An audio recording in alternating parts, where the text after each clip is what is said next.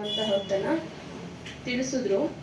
ಮೊದಲಿಗೆ ಗುರುವಿನ ಹಿರಿಮೆ ಏನು, ಗುರುವಿನ ಹಿರಿಮೆ ಅನ್ನೋದನ್ನ ಹೇಳಿದ್ರು. ಅವರು ಒಂದು ಕಡೆಯಿಂದ ಕೆಲವು ಗುರುಗಳನ್ನು ನೆನೆಸ್ಕೊಂಡ್ರು.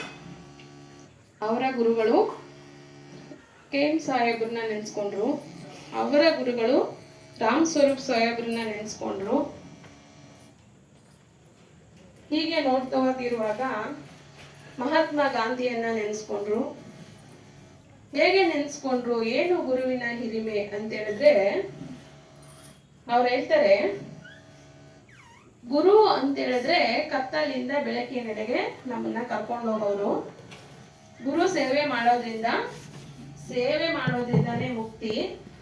ಈ ತರ ಒಂದೊಂದೇ ಮೌಲ್ಯಗಳನ್ನ ಹೇಳ್ತಾ ಮಹಾತ್ಮ ಗಾಂಧಿ ಹಿಂಸೆನೇ ಇಲ್ಲದೆ ಇರೋ ತರ ನಮ್ಗೆ ಸ್ವಾತಂತ್ರ್ಯವನ್ನ ಕೊಡ್ಸಿದ್ರು. ಅದು ಹೇಗೆ ಸಾಧ್ಯ ಆಯ್ತು ಅಂತ ಹೇಳಿದ್ರೆ, ಅವ್ರಿಗೆ ಬೆಳೆಯುವಾಗ ಅವ್ರಿಗೆ ಏನು ಅಡಿಪಾಯ ಅಂತ ಏನ್ ಹೇಳ್ತಾರೋ, ಅವರು ಯಾರ ಕೃಪೆ ಅವರ ಮೇಲೆ ಜಾಸ್ತಿ ಇತ್ತು ಅಂತ ಹೇಳಿದ್ರೆ, ಎಲ್ಲಾ ಮಕ್ಕಳಿಗೂ ಅವರ ಅಮ್ಮನ ಕೃಪೆನೇ ಜಾಸ್ತಿ ಇರುತ್ತೆ. ಹಾಗಾಗಿ ಮಹಾತ್ಮ ಗಾಂಧಿ ಅವರ ಅಮ್ಮ ಗಾಂಧಿ ಅವರನ್ನ ಅಷ್ಟು ಚೆನ್ನಾಗಿ ತತ್ವಗಳು ಮೌಲ್ಯಗಳನ್ನ ಹೇಳಿ ಸಾಕಿದ್ರಂತೆ. ಹಾಗೆ ಅವರ ಅಮ್ಮನ ಗುರು ಯಾರು ಗೊತ್ತಾ, ಕಬೀರ್ ಸಾಹೇಬ್ ಜಿ ಅಂತ ತಿಳಿಸಿದ್ರು. ಆ ಕಬೀರ್ ಸಾಹೇಬ್ ಜಿ ಅವರ ಕೃಪೆನೆ ಅವರ ಮಗ ಅಹಿಂಸೆಯಿಂದ ಸ್ವಾತಂತ್ರ್ಯ ತಂದುಕೊಳ್ಳುವಷ್ಟು ಓಡಾಡೋದಕ್ಕೆ ಸ್ಫೂರ್ತಿ ಆಯ್ತು ಅಂತ ಹೇಳ್ತಾರೆ. ಇಲ್ಲಿ ಯಾವಾಗ್ಲೂ ಪ್ರೊಫೆಸರ್ ಸರ್ ಹೇಳ್ತಾ ಇರೋರು, ಗುರು ಶಿಷ್ಯರ ಸಂಬಂಧ ಹೇಗಿರುತ್ತೆ ಅಂತ ಹೇಳಿದ್ರೆ, ಬಿಲ್ಲಿನ ಬಾಗುವಿಕೆನೆ ಬಾಣದ ಚಿಮ್ಮುವಿಕೆಗೆ ಸ್ಫೂರ್ತಿ ಅಂತ. ಏನು, ಬಿಲ್ಲಿನ ಬಾಗುವಿಕೆಯೇ ಬಾಣದ ಚಿಮ್ಮುವಿಕೆಗೆ ಸ್ಫೂರ್ತಿ. ಅಂದ್ರೆ ಗುರುವಿನ ಒಳ್ಳೆಯ ಗುಣ ಶಿಷ್ಯನಿಗೆ ಅಷ್ಟು ಸ್ಫೂರ್ತಿಯನ್ನ ಕೊಡುತ್ತೆ, ಅದು ಸಂಬಂಧ. ಇದು ಗುರುವಿನ ಹಿರಿಮೆ ಅಂತ ಹೇಳಿದ್ರು. ಇದನ್ನ ಇನ್ನ ಒಂದು ಹೇಳ್ತಾರೆ, ಸಾವಿತ್ರಿ ಬಾಯಿ ಪುಲೆ ಅಂತ. ಅವರು ನಮ್ಮ ಭಾರತ ದೇಶದ ಮೊದಲ ಶಿಕ್ಷಕಿ ಅಂತ ತಿಳಿಸಿದ್ರು. ಅವರು ಇಲ್ಲ ಅಂದ್ರೂ ಕೂಡ ನಮ್ಮ ಮಹಿಳೆಯರಿಗೆ ಇಷ್ಟು ವಿದ್ಯೆ ಸಿಗ್ತಾ ಇರ್ಲಿಲ್ಲ. ನಾನು ಇಲ್ಲಿ ಕುತ್ಕೊಂಡು ಸತ್ಸಂಗ ಹೇಳಲಿಕ್ಕೂ ಆಗ್ತಾ ಇರ್ಲಿಲ್ಲ ಅಂತ ಅವ್ರನ್ನ ನೆನೆಸ್ಕೊಂಡ್ರು. ಈ ತರ ಗುರುವಿನ ಹಿರಿಮೆಯನ್ನ ಹೇಳ್ತಾ ಇನ್ನ ಕೆಲವು ವಿಚಾರಗಳನ್ನ ಹೇಳಿದ್ರು.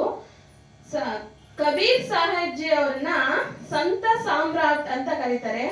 ಯಾಕೆ ಅಂತ ಹೇಳಿದ್ರೆ, ಅವರು ಜಗತ್ತಿನ ಎಲ್ಲಾ ಜೀವಿಗಳಿಗೂ ಎಲ್ಲಾ ವಸ್ತುಗಳಿಗಿಂತ ತುಂಬಾ ಬೆಲೆಯನ್ನ ಕೊಡ್ತಾರೆ. ಅದರಲ್ಲೂ ಮನುಷ್ಯನಿಗೆ ಅಗ್ರಸ್ಥಾನ. ಅಂದ್ರೆ ತುಂಬಾ ಮನುಷ್ಯನ್ ಬಿಟ್ರೆ ಇನ್ನೇನೂ ಇಲ್ಲ, ಮನುಷ್ಯ ಜೀವಿನೇ ಶ್ರೇಷ್ಠ ಅಂತ ಹೇಳ್ತಾರೆ. ಅದಕ್ಕೆ ಕಬೀರ್ ಸಾಹೇಬ್ ಜಿನ ಸಾಮ್ರಾಟ್ ಅಂತ ಕರೀತಾರೆ ಅಂತ ತಿಳಿಸ್ಕೊಟ್ರು. ಅದು ಸತ್ಯನೇ. ಯಾಕೆಂದ್ರೆ ಅದಕ್ಕೂ ಇನ್ನೊಂದು ಉದಾಹರಣೆ ಹೇಳ್ತಾರೆ. ಉದಾಹರಣೆ ಅಂತಲ್ಲ, ಅವರು ಮಾಡಿರ್ತಕ್ಕಂಥ ಗ್ರಂಥಗಳಲ್ಲಿ ಫಸ್ಟ್ ನಮ್ಗೆ ಹೇಳ್ಕೊಟ್ಟಿದ್ದು ಯಾವುದು, ಜಡ ಮತ್ತು ಚೇತನ. ಅದನ್ನ ಬಿಟ್ರೆ ಇನ್ನೆರಡು ವಿಚಾರಗಳನ್ನ ತಿಳಿಸಿದ್ದಾರೆ. ಈ ಎರಡು ವಿಚಾರ ಯಾವುದೇ ಗ್ರಂಥದಲ್ಲೂ ಇಲ್ಲ ಅಂತಾನು ತಿಳಿಸಿದ್ರು. ಅದೇನು ಅಂತ ನೋಡೋದಾದ್ರೆ, ಒಂದು ಕಾಣಿಜಾಲ್, ಇನ್ನೊಂದು ವಾಣಿಜಾಲ್. ಈ ಯಾವುದೇ ಧರ್ಮದಲ್ಲೂ ಕೂಡ ಇಷ್ಟು ಆಳವಾಗಿ ಆಧ್ಯಾತ್ಮವನ್ನ ಯಾರೂ ಹೋಗಿ ನೋಡಿಲ್ಲ. ಅಕಸ್ಮಾತ್ ಗುರುಗಳು ಅಥವಾ ಪಂಡಿತರು ಎಲ್ಲರೂ ಹೋಗಿ ಅದ್ರ ಬಗ್ಗೆ ತಿಳ್ಕೊಂಡಿದ್ರು ಸಾಮಾನ್ಯ ಜನರಿಗೆ ತಿಳಿಯೋ ಅಷ್ಟು ಮಟ್ಟಿಗೆ ಯಾರು ಹೇಳಲ್ಲ. ಹಂಗಿರೋದಕ್ಕೇನೆ ನಾವೆಲ್ಲರೂ ಮೂಢನಂಬಿಕೆ ಕಲ್ಪನೆಗಳಲ್ಲಿ ಸಿಕ್ಕೊಂಡಿದೀವಿ ಅಂತ ತಿಳಿಸ್ತಾರೆ. ಹಿಂಗೆ ನೋಡೋದಾದ್ರೆ ಕಾಣಿಜಾಲ್ ವಾಣಿಜಾಲ್ ಅಂದ್ರೆ ಏನು ಅಂತ ಕೇಳಿದ್ರು. ಜಾಲ ಅಂತ ಹೇಳಿದ್ರೇನೆ ಬಲೆ. ಏನು ಬಲೆ ಏನಕ್ಕೆ ಉಪಯೋಗಿಸ್ತೀವಿ ನಾವು? ಈ ಮೀನನ್ನ ಹಿಡಿಯೋದಿಕ್ಕೆ, ಪಕ್ಷಿಗಳನ್ನ ಹಿಡಿಯೋದಿಕ್ಕೆ, ಪ್ರಾಣಿಗಳನ್ನ ಹಿಡಿಯೋದಿಕ್ಕೆ, ಅವನ್ನ ನಮ್ಮ ವಶ ಮಾಡ್ಕೊಳ್ಳೋದಕ್ಕೆ ಇರುವಂತಹ ಒಂದು ದಾರಿ ಅಥವಾ ಜಾಲ ಅಥವಾ ಬಲೆ, ಏನ್ ಬೇಕಾದ್ರೂ ಹೇಳ್ಬೋದು. ಈ ತರ ಅದನ್ನ ಆ ತರ ಬಲೆ ಇದೆಯಲ್ಲ, ಆ ತರ ನಮ್ಮ ಮನುಷ್ಯ ವಾಣಿಜಾಲ್ ಕಾಣಿಜಾಲ್ ಅನ್ನೋ ಎರಡು ಇದ್ರಲ್ಲಿ ಏನಾಗಿದ್ದಾನೆ ಅಂತ ಹೇಳಿದ್ರೆ ಸಿಕ್ಕಾಕೊಂಡ್ಬಿಟ್ಟಿದ್ದಾನೆ. ಅವನು ಅದರಿಂದ ಬರೋದಕ್ಕೆ ಯಾರ ಸಹಾಯ ಅನ್ನೋದಕ್ಕಿಂತ ಗುರುವಿನ ಸಹಾಯ ಬೇಕು, ಸ್ವಪ್ರಯತ್ನ ಬೇಕು ಅಂತ ಹೇಳ್ತಾರೆ. ಕಾಣಿಜಾಲ ಅಂತ ಹೇಳಿದ್ರೆ ಏನು ಅಂತ ನೋಡೋದಾದ್ರೆ, ನಮ್ಮ ಕಣ್ಣಿಗೆ ಕಾಣುವ ಪ್ರತಿಯೊಂದು ವಸ್ತುವು, ಎಲ್ಲವೂ, ಜಗತ್ತಿನ ಎಲ್ಲಾ ವಸ್ತುಗಳು ಕಾಣಿಜಾಲನೆ ಅಂತ ಹೇಳ್ತಾರೆ. ಕಣ್ಣು ಬಿಟ್ಟಾಗಿಂದ ಏನೆಲ್ಲ ಕಾಣಿಸುತ್ತೋ, ಇವಾಗ ಇಲ್ಲಿ ಕುತ್ಕೊಂಡು ಏನೆಲ್ಲ ನೋಡ್ತಿದೀವೋ, ನಾವು ಆಚೆ ಸಮಾಜದಲ್ಲಿ ಏನೆಲ್ಲ ನೋಡ್ತೀವೋ, ಏನೆಲ್ಲ ನೋಡ್ಬೇಕು ಅಂತ ಬಯಸ್ತೀವೋ, ನೋಡ್ಲಿಕ್ಕೆ ಅಂತ ಎಲ್ಲೆಲ್ಲಿ ಹೋಗ್ತೀವೋ ಅದೆಲ್ಲವೂ ಕಾಣಿಜಾಲನೆ. ವಾಣಿಜಾಲ ಅಂತ ಹೇಳಿದ್ರೆ ಮನಸ್ಸಿನಲ್ಲಿ ಉದ್ಭವವಾಗುವ ಎಲ್ಲವೂ ವಾಣಿಜಾಲ್ ಅಂತ ಹೇಳ್ತಾರೆ. ಏನದು ಅಂತ ಹೇಳಿದ್ರೆ, ನಾವು ನೋಡಿದ್ವಿ, ಒಂದು ವಸ್ತುವನ್ನ ನೋಡಿದ್ರೆ ನಮ್ಗೆ ಏನು ಅನ್ಸುತ್ತೋ ಅದು ವಾಣಿಜಾಲ್ ಅಂದ್ರೆ ಭಾವನೆ ಅಂತ ಹೇಳ್ತೀವಿ. ಮನಸ್ಸಿನಲ್ಲಿ ಹುಟ್ಟುವ ಎಲ್ಲಾ ಭಾವನೆಗಳನ್ನು ವಾಣಿಜಾಲ್ ಅಂತಾನೆ ಹೇಳ್ತಾರೆ. ಇವೆರಡು ವಾಣಿಜಾಲ್, ಕಾಣಿಜಾಲ್ ಅಂತ ಹೇಳ್ತಾರೆ.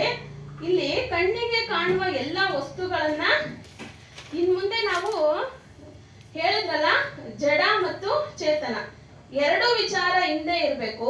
ಕಾಣಿಜಾಲ್ ಮತ್ತು ವಾಣಿಜಾಲ್ ಇದು ಮುಂದೆ ಇರಬೇಕು.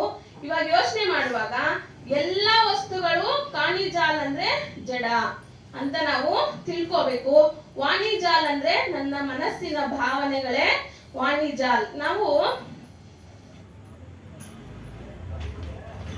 ಮನಸ್ಸಿಗೆ ಬರುವ ಎಲ್ಲಾ ವಿಚಾರಗಳು, ಇದಕ್ಕೆ ಒಂದು ಉದಾಹರಣೆ ಹೇಳ್ತಾರೆ. ಈ ಮನುಷ್ಯನ ಸಿಂಹಕ್ಕೆ ಹೋಲಿಸ್ತಾರೆ. ಯಾವಾಗ್ಲೂ ಮನುಷ್ಯ ಸಿಂಹದ ತರ ಶಕ್ತಿಯುತವಾಗಿ ಇರುವಂತವನು. ಆದ್ರೆ ಒಂದು ಮೊಲ ಆ ಸಿಂಹವನ್ನ ಏನ್ ಮಾಡುತ್ತೆ, ಹೆದರ್ಸಿ ಬಾವಿಯಲ್ಲಿ ಬೀಳೋ ತರ ಮಾಡುತ್ತೆ. ಈ ಉದಾಹರಣೆ ನಮ್ಗೆ ಎಲ್ಲರಿಗೂ ಗೊತ್ತು. ಒಂದು ದೊಡ್ಡ ಕಾಡಲ್ಲಿ ನಾನು ರಾಜ ಅಂತ ಮೆರೀತಿರ್ತಕ್ಕಂಥ ಸಿಂಹವನ್ನ ಒಂದು ಮೊಲ ಏನ್ ಮಾಡುತ್ತೆ, ಎಲ್ಲಾ ಪ್ರಾಣಿಗಳು ತಮ್ಮನ್ನೇ ಬಲಿ ಕೊಟ್ಟು ಇವನನ್ನೇ ರಾಜ ಅಂತ ಒಪ್ಕೊಂಡ್ಬಿಟ್ಟಿರ್ತವೆ. ಆದ್ರೆ ಮೊಲ ಏನ್ ಮಾಡುತ್ತೆ, ತನ್ನ ಆತ್ಮ ಧೈರ್ಯದಿಂದ ಉಪಾಯ ಮಾಡುತ್ತೆ. ಏನ್ ಮಾಡುತ್ತೆ ಅಂತ ಹೇಳಿದ್ರೆ, ಅವನ ಹತ್ರ ಹೋಗುವಾಗ ಎಲ್ಲಾ ಪ್ರಾಣಿಗಳಿಗೂ ಹೇಳ್ಬಿಟ್ಟು ಹೋಗುತ್ತಂತದು, ನಾನು ಅದರ ಬಾಯಿಗೆ ಆಹಾರ ಆಗಲ್ಲ, ನಾನು ವಾಪಸ್ ಬಂದೇ ಬರ್ತೀನಿ ಅಂತ. ಎಷ್ಟು ಆತ್ಮವಿಶ್ವಾಸ ಅದು ಸಣ್ಣ ಪ್ರಾಣಿಗೆ ಅಂತ ಹೇಳಿದ್ರೆ, ಅದು ಆತ್ಮವಿಶ್ವಾಸವನ್ನ ಬೆಳೆಸ್ಕೊಂಡಿರುತ್ತೆ. ಆತರ ನಮಗೂ ನೀವು ಆತ್ಮವಿಶ್ವಾಸವನ್ನ ಬೆಳೆಸ್ಕೊಳ್ಳಿ ಅಂತ ಹೇಳ್ತಾ ಮುಂದೆ ನೋಡೋದಾದ್ರೆ, ಆ ಮೊಲ ಏನ್ ಮಾಡುತ್ತೆ, ಆ ಸಿಂಹದ ಹತ್ರ ಹೋಗಿ ಹೇಳುತ್ತೆ, ನೋಡು ರಾಜ, ನಾನು ತುಂಬಾ ಚಿಕ್ಕ ಪ್ರಾಣಿ, ನಾನು ನಿನಗೆ ಆಹಾರ ಆದ್ರೆ ನಿನಗೆ ಸಾಲಲ್ಲ. ಅದಕ್ಕೆ ಅಂತಾನೆ ನಾನು ಏನ್ ಮಾಡ್ದೆ ಗೊತ್ತಾ, ನನ್ನ ತಮ್ಮ ಆಗಿರ್ತಕ್ಕಂತ ಇನ್ನೊಂದು ಮೊಲವನ್ನ ನಾನು ಜೊತೆ ಕರ್ಕೊಂಡ್ಬಂದೆ. ಆದ್ರೆ ಬಾರಿಯಲ್ಲಿ ಬರುವಾಗ ನಿನ್ನಂತ ಕಾಡಿನ ರಾಜ ಇನ್ನೊಬ್ಬ ಸಿಕ್ತ ನನಗೆ ಅಂತ. ಆ ಕಾಡಿನ ರಾಜ ಅನ್ನಿಸ್ಕೊಂಡ್ ಕೂತಿದ್ದ ಸಿಂಹಕ್ಕೆ ಏನಾಯ್ತು ಗೊತ್ತಾ, ತುಂಬಾ ಕೋಪ ಬಂತು. ನನ್ನನ್ನ ಬಿಟ್ಟು ಇನ್ನೊಬ್ಬ ರಾಜ ಯಾರಿರಕ್ ಸಾಧ್ಯ ಅಂತ ಕೋಪ ಬಂದಿದ ತಕ್ಷಣ ಎಲ್ಲಿ ತೋರ್ಸು ನಡಿ ನಂಗೆ ಅಂತ ಗರ್ಜಿಸುತ್ತೆ. ಅವಾಗ ಒಂದ್ ಹೇಳ್ತಾರೆ ನೋಡಿ, ಮನುಷ್ಯನಿಗೆ ಅಹಂ ಇದ್ದಾಗ ತನ್ನನ್ನ ತಾನು ಮರಿತಾನೆ, ತನ್ನ ಸ್ಥಾನವನ್ನು ತಾನು ಮರಿತಾನೆ, ತಾನು ಏನ್ ಮಾಡ್ಬೇಕು ಅನ್ನೋದನ್ನು ಮರಿತಾನೆ. ಅಂದ್ರೆ ನಾವು ತಿಳ್ಕೊಂಡಿದ್ದು ದುಷ್ಟಾಂತ, ಇದು ವಿಚಾರನೆ ಬೇರೆ, ಅಮ್ಮ ಅವ್ರು ಹೇಳಿದ್ದು ವಿಚಾರನೆ ಬೇರೆ. ಅಂದ್ರೆ ಒಂದೊಂದು ಹಂತದಲ್ಲೂ ಮೊಲ ಆತ್ಮವಿಶ್ವಾಸ ಇತ್ತು, ಇಲ್ಲಿ ಸಿಂಹಕ್ಕೆ ಏನಾಯ್ತು, ಅಹಂಕಾರ ಬರ್ತಾ ಇದ್ದಂಗೆ ಅದು ತನ್ನ ಸ್ಥಾನ, ತನ್ನನ್ನ ತಾನ್ ಮಾಡ್ಬೇಕಾಗಿರೋದೆಲ್ಲವನ್ನ ಮರೆತು ತುಂಬಾ ಅಹಂಕಾರದಿಂದ ಇಲ್ಲಿ ತೋರ್ಸು ಅಂತ ಹೇಳಿ ಹೋದಾಗ, ಬಾವಿಯಲ್ಲಿ ತೋರಿಸಿ ಅದರ ಪ್ರತಿಬಿಂಬವನ್ನೇ ನೋಡಿದ್ರು ಕೂಡ ಅದು ನಾನೇ ಅಂತ ಅರ್ಥ ಆಗದೆ ಏನಾಯ್ತದು, ಒಳಗಡೆ ಬಿದ್ದು ಸತ್ತೋಗುತ್ತೆ. ಆ ತರ ಮನುಷ್ಯನಿಗೆ ಅಹಂಕಾರ ಇದ್ದಾಗ ತಾನು ಏನ್ ಮಾಡ್ತೀನಿ ಅನ್ನೋದು ಗೊತ್ತಾಗಲ್ಲ. ಈ ಮೊಲದ ತರ ನಮ್ಮಲ್ಲಿ ಏನು ಕಲ್ಪನೆಗಳಿದ್ವಿಯೋ ಅವೆಲ್ಲವೂ ನಮ್ಮನ್ನ ಮೋಸ ಮಾಡಿ ನಮ್ಮ ಮನುಷ್ಯ ಅಂದ್ರೆ ಅದು ಸಿಂಹ ಅನ್ನೋದನ್ನ ಹೆಂಗ್ ಮರಿತೋ ಆತರ ನಾನು ಮಾನವ, ನನಗೂ ತುಂಬಾ ಶಕ್ತಿ ಇದೆ, ನಾನು ಎಲ್ಲವನ್ನ ಮಾಡಿರೋದು, ನಾನು ಎಲ್ಲವನ್ನ ಮಾಡ್ತಾ ಇರೋದು ಅನ್ನೋದನ್ನ ಮರೆತು ಯಾವುದೋ ಒಂದು ಪ್ರತಿಬಿಂಬ ಪ್ರತಿಬಿಂಬ ಆಮೇಲೆ ಪ್ರತಿಧ್ವನಿ ಎಲ್ಲವನ್ನ ಕೇಳಿ ಹೆಂಗ್ ಮೋಸ ಹೋಯ್ತೋ ಆ ತರ ಮೂಢನಂಬಿಕೆಗಳು, ಕಲ್ಪನೆಗಳು ಇವೆಲ್ಲವನ್ನ ಕೇಳಿ ಕೇಳಿ ನಾವು ನಮ್ಮನ್ನೇ ನಾವು ಮರೆತು ಬದುಕ್ತಾ ಇದೀವಿ ಅನ್ನೋ ವಿಚಾರವನ್ನ ತಿಳಿಸಿದ್ರು. ಇಲ್ಲಿ ಒಂದು ಒಂದು ಹಂತದಲ್ಲೂ ನಾವು ಒಂದೊಂದು ವಿಚಾರವನ್ನ ತಿಳ್ಕೊತಾ ಹೋಗ್ಬೇಕಾದ್ರೆ ಇನ್ನು ಮುಂದುವರೆದು ಹೇಳ್ತಾರೆ, ನಮ್ಮ ಅಂತಃಕರಣವನ್ನ ಹೇಗೆ ಶುದ್ಧಿ ಮಾಡ್ಕೊಳ್ಳೋದು ಅನ್ನೋದನ್ನು ತಿಳಿಸಿದ್ರು. ಹೆಂಗಪ್ಪ ಅಂತ ಹೇಳಿದ್ರೆ ಅದಕ್ಕೊಂದು ದೃಷ್ಟಾಂತ ಹೇಳ್ತಾರೆ. ಒಂದು ಊರಿರುತ್ತೆ, ಆ ಊರಲ್ಲಿ ಒಂದು ಬಾವಿಯ ನೀರೇ ಅಷ್ಟೂ ಜನರು ಕುಡಿದು ಬದುಕ್ತಾ ಇರ್ತಾರೆ. ಒಂದ್ಸರಿ ಆ ಬಾವಿ ಒಳಗೆ ಒಂದ್ ನಾಯಿ ಬಿದ್ದು ಸತ್ತೋಗುತ್ತೆ.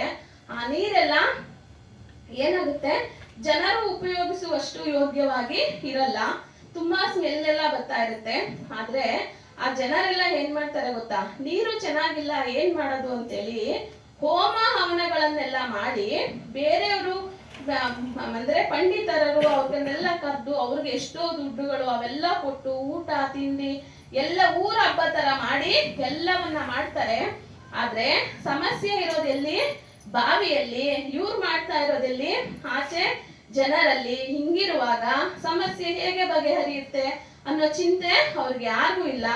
ಆದ್ರಿಂದ ಒಬ್ಬ ಗುರುಗಳು ಹೇಳ್ತಾರೆ, ಏನ್ ಮಾಡೋದು ಇದು ಸಮಸ್ಯೆ ಸರಿ ಹೋಗ್ಲಿಲ್ವಲ್ಲ ಇಷ್ಟೆಲ್ಲ ಮಾಡಿದ್ರು ಅಂತ ಒಬ್ಬ ಗುರುಗಳನ್ನ ಕೇಳಿದಾಗ ಆ ಗುರುಗಳು ಹೇಳ್ತಾರೆ, ಫಸ್ಟು ಬಾವಿ ಒಳಗಡೆ ಇರುವ ನಾಯಿಯನ್ನ ತೆಗ್ದು ಆಚೆ ಹಾಕ್ರಿ, ಆಮೇಲೆ ಅದಕ್ಕೆ ಏನೆಲ್ಲ ಬೇಕು ನೀರೆಲ್ಲ ಆಚೆ ಹಾಕ್ರಿ, ಆಮೇಲೆ ಸಮಸ್ಯೆ ಸರಿ ಹೋಗೋದು ಅಂತ ಹೇಳಿದಾಗ ಅದನ್ನ ಮಾಡ್ತಾರೆ, ಸರಿ ಹೋಗುತ್ತೆ. ಆತರ ನಾವೇನ್ ಮಾಡ್ಬಿಟ್ಟಿದೀವಿ, ನಮ್ಮ ಅಂತಃಕರಣದಲ್ಲಿ ಎಷ್ಟೋ ಕೆಟ್ಟ ವಿಚಾರಗಳನ್ನ ತುಂಬಿ ಇಟ್ಕೊಂಡು ಮೇಲೆ ದೇವತೆಗಳು ಮತ್ತೆ ದೇವರು ಹೋಮಗಳು ಹವನಗಳು ಎಲ್ಲವನ್ನ ಮಾಡ್ತಾ ಇದೀವಿ, ಆದ್ರೂ ನಮ್ಮ ಅಂತಃಕರಣ ಶುದ್ಧ ಆಗ್ತಾ ಇಲ್ಲ.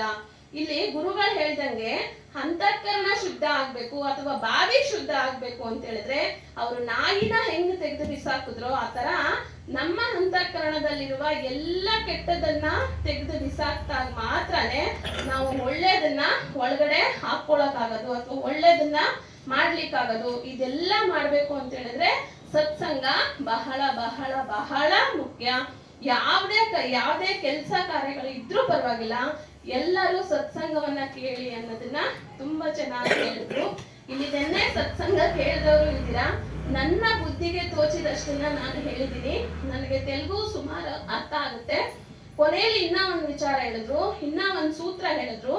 ಮೊದಲು ಒಂದ್ಸರಿ ನಮಗೊಂದು ಸೂತ್ರ ಹೇಳಿದ್ರು, ಎಲ್ಲರ ನಡುವೆ ಇರುವಾಗ ಎಲ್ಲರೂ ನನ್ಗೂ ಬೇಕು, ನಾನು ಎಲ್ಲರಿಗೂ ಬೇಕು, ನನ್ ಜೊತೆ ಯಾರು ಇಲ್ಲ ಅಂದಾಗ ಯಾರಿಗೂ ನಾನು ಬೇಡ, ನನಗೂ ಯಾರು ಬೇಡ. ಇದು ಫಾರ್ಮುಲಾ. ಆತರ ಇನ್ನೊಂದು ಫಾರ್ಮುಲಾನ ನೆನ್ನೆ ಹೇಳಿದ್ರು. ಏನಪ್ಪಾ ಅಂತ ಹೇಳಿದ್ರೆ, ಫಸ್ಟು ಹೊಟ್ಟೆ ಹಸಿದಾಗ ಊಟ ಮಾಡು, ದೇಹದಲ್ಲಿ ನೋವಿದ್ದಾಗ ಔಷಧಿ ತಗೋ, ಮನಸ್ಸಿಗೆ ತುಂಬಾ ನೋವಾದಾಗ ಸತ್ಸಂಗ ಕೇಳು. ಈ ಮೂರನ್ನ ಹೇಳಿದ್ರು. ಖುದ್ದಾಗಿ ಇದ್ ಮೂರನ್ನ ನಾಳೆ ನೀನು ಹೇಳು ಅಂತಾನು ಹೇಳಿದ್ರು ನಮ್ಗೆ. ಇದೊಂದು ಫಾರ್ಮುಲಾನ ನಾವೆಲ್ಲರೂ ಚೆನ್ನಾಗಿ ಮನ್ಸಲ್ಲಿ ಇಟ್ಕೊಂಡು ಚಿಂತನೆಯನ್ನ ಮಾಡೋಣ ಅಂತ ಹೇಳ್ತಾ ಈ ಚಿಂತನೆಯನ್ನ ಇಲ್ಲಿಗೆ ಮುಗಿಸ್ತಾ ಇದ್ದೀನಿ. ಸದ್ಗುರು ದೇವಾಯ. ಮೇಡಮ್ ನೋಡ್ರೆ, ನೀವು ತೆಲುಗೆ ಅರ್ಥ ಆಗಲ್ಲ ಅಂತ ಅಂತೀರಲ್ಲ, ಅಷ್ಟು ಕ್ಲೀನ್ ಆಗಿ ಎಲ್ಲ ಬರ್ಕೊಂಡಿರ್ತೀರಲ್ಲ ಹಿಂಗೆ. ಅವ್ರು ತೆಲುಗಿನಲ್ಲಿ ಹೇಳಿರೋದೆಲ್ಲ ಕ್ಲೀನ್ ಆಗಿ ಬರ್ಕೊಂಡಿದ್ದೀರಲ್ಲ.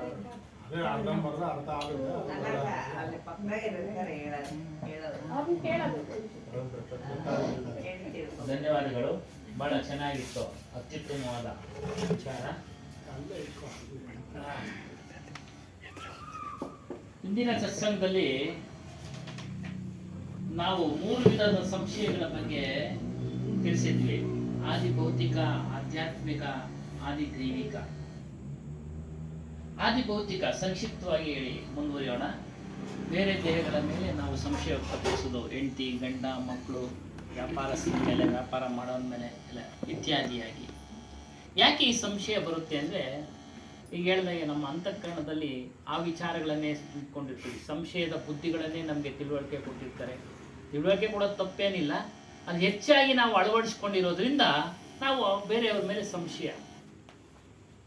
ತಿಳುವಳಿಕೆ ಇರಬೇಕು. ಒಂದು ವ್ಯಾಪಾರದ ಬಗ್ಗೆ, ಒಂದು ವಸ್ತುವಿನ ಬಗ್ಗೆ ತಿಳುವಳಿಕೆ ಇರಬೇಕು. ಅತಿಯಾದಾಗ ಎಲ್ಲರನ್ನ ನಾವು ಸಂಶಯದಿಂದ ನೋಡೋಕ್ಕೆ ಕಾರಣವಾಗುತ್ತೆ. ಇದು ಆದಿ ಭೌತಿಕತೆ ಸಂಶಯ. ಆದಿ ದೈವಿಕ ಸಂಶಯ, ಚಂದ್ರ ಸೂರ್ಯ ನಕ್ಷತ್ರಗಳು ಇವುಗಳನ್ನ ಯಾರೋ ಮಾಡಿದ್ದಾರೆ, ಮಳೆಗಾಲನ ಯಾರೋ ಮಾಡ್ತಾ ಇದ್ದಾರೆ, ಬೇಸಿಗೆಗಾಲನ ಯಾರೋ ಮಾಡ್ತಾ ಇದ್ದಾರೆ, ಇವ್ಯಾವು ಇಲ್ಲ ಅನ್ನೋದನ್ನ ನಾವು ತಿಳಿದ್ವಿ. ಇದೆಲ್ಲ ಅದರ ವಿಧಿಗೆ ಅನುಗುಣವಾಗಿ, ವಿಜ್ಞಾನಕ್ಕೆ ಅನುಗುಣವಾಗಿ ನಡೀತಾ ಇರುತ್ತೆ. ಇನ್ನು ಆಧ್ಯಾತ್ಮಿಕ ಸಂಶಯದಲ್ಲಿ ಮನುಷ್ಯ ಯೋಚನೆ ಮಾಡ್ತಾನೆ, ನಾನು ಯಾವುದೋ ಅಂಶ, ಯಾರೋ ಅಂಶ, ನಾನು ಅವಿನಾಶಿಯಾಗಿದ್ರು ಯಾರೋ ಅಂಶ ಅಂತೇಳಿ ತಿಳ್ಕೊಂಡು ಈ ರೀತಿ ಇರ್ತಾನೆ. ಇವೆಲ್ಲ ಹೋಗ್ಬೇಕಾದ್ರೆ ಭಕ್ತಿ, ವೈರಾಗ್ಯ, ಜ್ಞಾನದ ಮಾರ್ಗದಲ್ಲಿ ನಡೆದ್ರೆ ನಾವು ಕಲ್ಯಾಣವನ್ನು ಮಾಡ್ಕೊಳ್ತೀವಿ ಅನ್ನೋ ಒಂದು ಸಾಲಿನ, ಇದು ಎರಡನೇ ಸಾಲಿನ. ಸಂಶಯ ಕಂಡೆ ಸೋ ಜನ ಜೋ ಶಬ್ದ ವಿವೇಕಿ ಹೋಯ್. ಸಂಶಯ ಯಾವಾಗ ನಾವು ನಿವಾರಣೆ ಮಾಡ್ಕೊಳ್ಬಹುದು ಅಂದ್ರೆ, ಜ್ಞಾನಿಯಾದಾಗ, ವಿವೇಕಿಯಾದಾಗ ಸಂಶಯಗಳನ್ನು ನಾವು ನಿವಾರಣೆ ಮಾಡ್ಕೊಳ್ಬಹುದು. ವಿವೇಕಿ ಹೋತ ಹೈ, ಅವನು ಸಂಶಯಗಳನ್ನೆಲ್ಲ ಖಂಡನೆ ಮಾಡ್ತಾನೆ, ನಿವಾರಣೆ ಮಾಡ್ಕೊಂಡು ಹೋಗ್ತಾನೆ. ವಿಚಾರವನ್ನ ಪೂರ್ಣವಾಗಿ ಅರಿತು ಅದನ್ನ ನಿವಾರಣೆ ಮಾಡ್ಕೊಂಡು ಹೋಗ್ತಾನೆ. ಅವನು ಸಂಶಯದಲ್ಲೇ ಕುಳಿತಿರೋದಿಲ್ಲ, ಅವನು ಖಂಡನೆ ಮಾಡ್ತಾನೆ. ಅವನು ಶಬ್ದಗಳನ್ನ ತನ್ನ ಒಂದು ಸತ್ವಕ್ಕೆ ತೂಕ ಹಾಕೋದಿಲ್ಲ, ತನ್ನ ಅರಿವಿಗೆ ತೂಕ ಹಾಕೋದಿಲ್ಲ, ತನ್ನ ಅರಿವಿನಿಂದ ಶಬ್ದಗಳನ್ನು ತೂಕ ಹಾಕ್ತಾನೆ. ಹೇಳಿದ್ವಲ್ಲ, ಶಬ್ದಗಳು ಎಂತೆಂಥ ಶಬ್ದಗಳು, ನಾವು ಅರಿವಿನ ಮೂಲಕ ಅದನ್ನ ಚಿಂತನೆ ಮಾಡ್ತೀವಿ. ಚಿಂತನೆ ಮಾಡಬೇಕು. ಚಿಂತನೆ ಮಾಡಿದಾಗ ಆ ಶಬ್ದಗಳ ವಿಚಾರ, ಅದರ ಅರಿವು, ಅದರ ಮೂಲ, ಅದರ ಒಂದು ಕಾರಣ, ಅದರ ಒಂದು ಇದು ನಿವಾರಣೆ ಎಲ್ಲವೂ ಗೊತ್ತಾಗ್ಬಿಡುತ್ತೆ ಶಬ್ದಗಳು. ಅದಕ್ಕೆ ವಿವೇಕಿಯಾಗಿ ಕಿಂತು ಸತ್ತಾಸೆ ಶಬ್ದವೂ ತೋಲ್ತಾ ನೋಡಿ, ತಮ್ಮ ಅರಿವಿನಿಂದ ಶಬ್ದಗಳನ್ನು ತೂಕ ಮಾಡ್ತಾರೆ, ಅಂದ್ರೆ ತಿಳಿತಾನೆ. ಹಾಗಾಗಿ ನೀವು ವಿವೇಕಿಗಳಾದಾಗ ನೀವು ಶಬ್ದಗಳನ್ನ ಅರಿಬಹುದು. ಆ ವಿವೇಕಿಗಳಾದಕ್ಕೆ ಸತ್ಸಂಗ ಬೇಕು, ಸತ್ಸಂಗ ಅನಿವಾರ್ಯ ಮನುಷ್ಯನಿಗೆ. ಇದು ಒಂದು ಕತೆ ಮೂಲಕ, ಯಾಕೆ ನಮಗೆ ಸತ್ಸಂಗ ಬೇಕು ಅನ್ನೋಕ್ಕೆ ಒಂದು ಕತೆ ಮೂಲಕ ತಿಳಿಸಕ್ಕೆ ಪ್ರಯತ್ನ ಪಡ್ತೀನಿ. ಒಂದು ರಾಜ್ಯ, ಅಲ್ಲಿ ರಾಜನನ್ನ ಆಯ್ಕೆ ಮಾಡೋರು ಮಂತ್ರಿಗಳು. ಆ ರಾಜನ ಅವಧಿ 5 ವರ್ಷ. ತದನಂತರ ಕಾಡಿಗೆ ಬಿಡೋ ಒಂದು ನಿಯಮನ ಇಟ್ಕೊಂಡಿರ್ತಾರೆ. ಅನೇಕ ಜನರು ರಾಜರು ಆಗಿ ಹೋಗ್ತಾರೆ. 5 ವರ್ಷ ಆದ್ಮೇಲೆ ಅವ್ರನ್ನ ಕಾಡಿಗೆ ಬಿಟ್ಬಿಡ್ತಾರೆ. ಕಾಡಿನಲ್ಲಿ ಏನ್ ಬೇಕಾದ್ರೂ ಆಗ್ಬೋದು, ದುಷ್ಟಮೃಗಗಳು ತಿನ್ನಬಹುದು, ಅವ್ರು ಹೊಟ್ಟೆಗಿಲ್ದೆ ಏನಾದ್ರೂ ಆಗ್ಬಹುದು. ಒಂದು ಬಾರಿ ಒಬ್ಬ ಬುದ್ಧಿವಂತ ವ್ಯಕ್ತಿ ರಾಜನಾಗಿ ಆಯ್ಕೆ ಆಗ್ತಾನೆ. ಇಂದಿನ ರಾಜರೆಲ್ಲ ಆ ರಾಜ್ಯದ ವೈಭೋಗದ ಅಡಿಯಲ್ಲಿ ಮುಂದಿನದನ್ನ ಮರ್ತೋದ್ರು. ನನ್ನ 5 ವರ್ಷ ಆದ್ಮೇಲೆ ಕಾಡಿಗೆ ಬಿಡ್ತಾರೆ, ನಾನು ದುಷ್ಟಮೃಗಕ್ಕೆ ಆಹಾರ ಹಾಕ್ತೀನಿ, ಇಲ್ಲ ಹೊಟ್ಟೆಗಿಲ್ದೆ ಸಾಯ್ತೀನಿ ಅನ್ನೋ ಒಂದು ವಿಚಾರವನ್ನ ಮರೆತು ರಾಜ ವೈಭೋಗದಲ್ಲಿ ತಮ್ಮ 5 ವರ್ಷ ಅವಧಿಯನ್ನ ಕಳೆದು ಬಿಟ್ರು. ಈ ರಾಜ ಆಗಿಲ್ಲ. ಬಂದ ಕೂಡಲೇ ಏನ್ ಮಾಡ್ದ, ಜನರೆಲ್ಲ, ಪ್ರಜೆಗಳೆಲ್ಲ ಚೆನ್ನಾಗಿರೋಕೆ ವ್ಯವಸ್ಥೆ ಮಾಡ್ದ. ಇವನ್ಗೆ ಅರಿವಿತ್ತು, ಮುಂದೆ ನನ್ನನ್ನು 5 ವರ್ಷ ಆದ ಕೂಡಲೇ ನನ್ನ ಈ ಪೀಠದಲ್ಲಿ ಇರಿಸೋದಿಲ್ಲ ಅಂತೇಳಿ. ಹಾಗೇನ್ ಮಾಡ್ದ, ಕಾಡನ್ನ ನಗರವನ್ನಾಗಿ ಮಾಡ್ದ. ಅಲ್ಲಿ ಹೋಗತಕ್ಕಂಥ ಜನರಿಗೆ ಸೌಕರ್ಯ ಮಾಡಿಕೊಟ್ಟ, ಅಲ್ಲೋಗಿ ವಾಸ ಮಾಡೋದಕ್ಕೆ ಹೊಸ ಸ್ಥಳ ಅಂತ ಸೌಕರ್ಯ ಮಾಡಿಕೊಟ್ಟ. ಅಲ್ಲಿ ಅವರು ಜೀವನ ಮಾಡುವಂತರಾದ್ರು. ಕಾಡಿನಲ್ಲಿ ಕಾಡೋಗಿ ನಗರ ಆಗೋಯ್ತು. 5 ವರ್ಷ ಮುಗೀತು. ಇವನು ಇಲ್ಲೂ ಚೆನ್ನಾಗಿ ರಾಜ್ಯಭಾರ ಮಾಡಿಕೊಟ್ಟಿದ್ದ. ಪ್ರಜೆಗಳಿಗೆ ಇವನ್ನ ಬೀಳ್ಕೊಡೋದಿಕ್ಕೆ ಮನಸ್ಸಿಲ್ಲ, ಆದರೆ ನಿಯಮದ ಪ್ರಕಾರ ಬೀಳ್ಕೊಡ್ಲೇಬೇಕು. ಬೀಳ್ಕೊಟ್ರು. ದೋಣಿ ನದಿ ದಾಟಿ ಹೋಗ್ಬೇಕಾಯ್ತು ಕಾಡಿಗೆ. ಅಂಬಿಗನ್ನು ಸಹ ಕಣ್ಣೀರಾಗ್ತಾನೆ. ಒಳ್ಳೆ ಚೆನ್ನಾಗಿ ರಾಜ್ಯ ಪರಿಪಾಲನೆ ಮಾಡಿದ್ರಿ, ಮುಂದುವರ್ಸ್ಕೊಂಡು ಹೋಗ್ಬೋದಾಗಿತ್ತು, ಆದರೆ ಮಂತ್ರಿಮಂಡಲದ ಒಂದು ನಿಯಮದ ಪ್ರಕಾರ ಮುಂದುವರ್ಸೋ ಹಾಗಿಲ್ಲ ಅಂತೇಳಿ ಅವನು ಕಣ್ಣೀರಾಗ್ತಾನೆ. ಅವಾಗ ಹೇಳ್ತಾನೆ, ನಾವು ಇಷ್ಟೊಂದು ಕಣ್ಣೀರಾಗ್ತಾ ಇದೀವಿ ರಾಜ, ನಿನ್ಗೆ ಯಾಕೆ ದುಃಖ ಇಲ್ಲ ಅಂತ? ಯಾಕೆ ದುಃಖ ಇಲ್ಲ ಅಂತ? ನನಗೆ ದುಃಖ ಇಲ್ಲ. ಯಾಕೆ? ನಾನು ಅಲ್ಲಿ ವ್ಯವಸ್ಥೆ ಮಾಡ್ಕೊಂಡಿದ್ದೀನಿ, ಅಲ್ಲಿನ ರಾಜನಾಗಿರೋದಕ್ಕೆ ವ್ಯವಸ್ಥೆ ಮಾಡ್ಕೊಂಡಿದ್ದೀನಿ, ನನಗೆ ದುಃಖ ಇಲ್ಲ. ಏನ್ ಮಾಡಿದ್ದೀರಾ? ನಾನು ಪ್ರಾರಂಭದಿಂದಲೂ ಎಚ್ಚರಿಕೆಯಿಂದ ಇದ್ದೆ. ರಾಜನಾಗಿ ನಾನು ಅಧಿಕಾರ ತೆಗೆದುಕೊಂಡಾಗ ಅಂದಿನಿಂದಲೂ ಎಚ್ಚರಿಕೆ. ಮುಂದೊಂದು ದಿನ ನನ್ನ ಕಾಡಿಗೆ ಬಿಡ್ತಾರೆ, ಅಲ್ಲಿ ನನ್ನ ಅವಸ್ಥೆ ಅವ್ಯವಸ್ಥೆ ಆಗುತ್ತೆ ಅನ್ನೋ ಒಂದು ವಿಚಾರವನ್ನ ಮನದಲ್ಲಿ ಇಟ್ಕೊಂಡಿದ್ದೆ. ಹಾಗಾಗಿ ಅಲ್ಲಿ ಮತ್ತೊಂದು ರಾಜ್ಯವನ್ನ ಸೃಷ್ಟಿ ಮಾಡಿಕೊಂಡೆ ನಾನು ನನ್ನ ಅಧಿಕಾರದ ಬಲದಿಂದ. ಅದಕ್ಕೆ ನಾನು ಸಂತೋಷವಾಗಿದ್ದೀನಿ ಅಂತ ಹೇಳ್ತಾನೆ. ಅದು ಇಲ್ಲಿ ಹೇಗಪ್ಪ ಈ ಉದಾಹರಣೆ ಕೊಡ್ಬೇಕಾಗಿತ್ತು ಬಂತು ಅಂದ್ರೆ, ನಾವು ಸಹ ಅಷ್ಟೇ ಒಂದು ಪುಸ್ತಕ ಓದ್ತಾ ಇದ್ದೆ, ಅದು ಬರುತ್ತೆ ವಿಚಾರದಲ್ಲಿ. ಇಲ್ಲಿನ ಒಂದು ವೈಭೋಗಗಳಿಗೆ ಮನಸೋತೋ ಅವನು ಕಾಡಿಗೆ ಹೋಗಿ ರಾಜ ಬೇರೆಯವರೆಲ್ಲ ದುಃಖ ಪಟ್ಟರಲ್ಲ, ಆ ರೀತಿ ಮತ್ತೆ ನಾವು ಹುಟ್ಟೋ ಸಾವುಗಳಿಗೆ ಹೋಗ್ಬೇಕಾಗತ್ತೆ. ಇಲ್ಲಿನ ವೈಭೋಗಗಳನ್ನ ಅನುಭವಿಸುವುದರ ಜೊತೆಗೆ ನಮ್ಮ ಸ್ವರೂಪವನ್ನ, ನಮ್ಮ ಆತ್ಮಸ್ವರೂಪವನ್ನ ತಿಳಿದರೆ ಅಲ್ಲೂ ಸಹ ನಾವು ಚೆನ್ನಾಗಿರ್ಬೋದು. ನಮ್ಮ ಸ್ವರೂಪದ ಸ್ಥಿತಿಯಲ್ಲಿ ಅಲ್ಲೂ ಸುಖ ಇರುತ್ತೆ, ಯಾವಾಗಲೂ ಸುಖ. ಇದೆಲ್ಲ ಕಳೆದು ಹೋಗುವಂಥ ಸುಖ. ಅಧಿಕಾರ ಅವ್ನಿಗೆ 5 ವರ್ಷ ಕೊಟ್ಟರು ಅವಧಿ. ಮನುಷ್ಯನಿಗೆ ಅವಧಿನೇ ಇಲ್ಲ, ಪೀರಿಯಡೇ ಇಲ್ಲ, ಯಾವ ಸಮಯದಲ್ಲಿ ಹೋಗ್ಬೋದೋ ಗೊತ್ತಿಲ್ಲ. ಹಾಗಾಗಿ ಆಧ್ಯಾತ್ಮ ಅಷ್ಟು ಅವಶ್ಯಕ. ನಾವು ಎಚ್ಚರಿಕೆ ತೆಗೆದುಕೊಳ್ಬೇಕು. ಖಾನಿ ಜಾಲ ವಾನಿ ಜಾಲ ಅಂತ ಹೇಳಿದ್ರು, ಅದೇ ವಿಚಾರ ಮಾತಾಡೋಣ. ಅದೇ ವಿಚಾರ. ಬವರ್ಜಾಲ್ ತಥಾ ಬುಗುಜಾಲ್ ಸೆ ಸಾವಧಾನ್, ಎಚ್ಚರಿಕೆ ಅನ್ನೋದು. ಜಾಲ್ ಅಂದ್ರೆ ಬಲೆ. ಒಂದು ಉದಾಹರಣೆ ಕೊಡ್ತಾರೆ.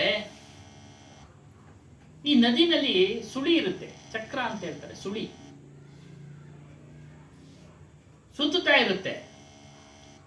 ಆ ಒಂದು ಸುಳಿಯೊಳಗೆ ಯಾವುದೇ ಪ್ರಾಣಿ ಬಿದ್ದರೂ ಸುತ್ಕೊಂಡು ಒಳಗಡೆ ಎಳ್ಕೊಂಡು ಹೋಗುತ್ತೆ. ಅವನು ಬಿಡುಗಡೆಯಾಗಿ ಮೇಲೆ ಬರೋದಕ್ಕೆ ಸಾಧ್ಯ ಇಲ್ಲ. ಚಕ್ರತೀರ್ಥ ಅಂತ, ಚಕ್ರತೀರ್ಥ. ಎಲ್ಲರೂ ಸಹ ಮುಳುಗೋಗ್ತಾರೆ. ಅದೇ ರೀತಿಯಾಗಿ ಮನುಷ್ಯನು ಈ ಬಯಕೆಗಳು ಎಂಬ ಭೋಗದ ವಿಚಾರದಲ್ಲಿ ಬಿದ್ದು ಮುಳುಗ್ತಾ ಇದ್ದಾನೆ. ಅವನು ಮೇಲೇಳಕ್ಕೆ ಸಾಧ್ಯ ಆಗ್ತಾ ಇಲ್ಲ. ಆ ಸುಳಿಯೊಳಗೆ ಸಿಕ್ಕಾಕೊಂಡಿದ್ದಾನೆ. ಸುಳಿ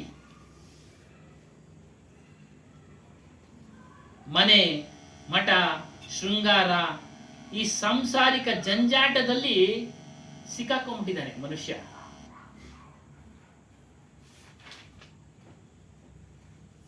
ಮೋಹದಲ್ಲಿ ಸಿಕ್ಕಾಕೊಂಡಿದ್ದಾನೆ. ಇದನ್ನ ಬವರ್ಜಾಲ ಅಂತ ಹೇಳ್ತಾರೆ, ಮೋಟಿ ಮಾಯ ಅಂತ ಹೇಳ್ತಾರೆ. ಮೋಟಿ ಅಂದ್ರೆ ದಪ್ಪ, ದೊಡ್ಡ ಮಾಯೆಯಲ್ಲಿ ಸಿಕ್ಕಾಕೊಂಡ್ಬಿಟ್ಟಿದ್ದಾನೆ. ಮತ್ತು ಕಾನಿ ಜಾಲ ಅಂತ ಹೇಳ್ತಾರೆ. ಕಾನಿ ಜಾಲ ಅಂತ ಹೇಳ್ತಾರೆ. ಶಬ್ದಗಳಿಗೆ ಅರ್ಥ ಬೇರೆ ಬೇರೆ ರೀತಿಯಲ್ಲಿ ಕೊಡಬಹುದು. ಒಟ್ಟಾರೆ ಅದು ಆಧ್ಯಾತ್ಮಕ್ಕೆ ಬಂದು ತಲುಪಬೇಕು. ಅವರೊಂದು ರೀತಿ ಹೇಳಿದ್ರು ಕಾನಿ ಜಾಲ, ಇಲ್ಲೊಂದು ರೀತಿ ವಿವರಣೆ ಕೊಟ್ಟಿದ್ದಾರೆ. ಯಾವ ರೀತಿ ಮನುಷ್ಯ ನೀರಿನಲ್ಲಿ ಸಿಕ್ಕಾಕೊಂಡು ಸುತ್ತಿ ಅದರೊಳಗೆ ಮುಳುಗೋಗ್ತಾನೋ, ಅದೇ ರೀತಿಯಾಗಿ ಮಾಯಾ ಮೋಹದಲ್ಲಿ ಬಿದ್ದಂತ ಮನುಷ್ಯ ಸುತ್ತಿ ಮುಳುಗಿ ಹೋಗ್ತಾನೆ.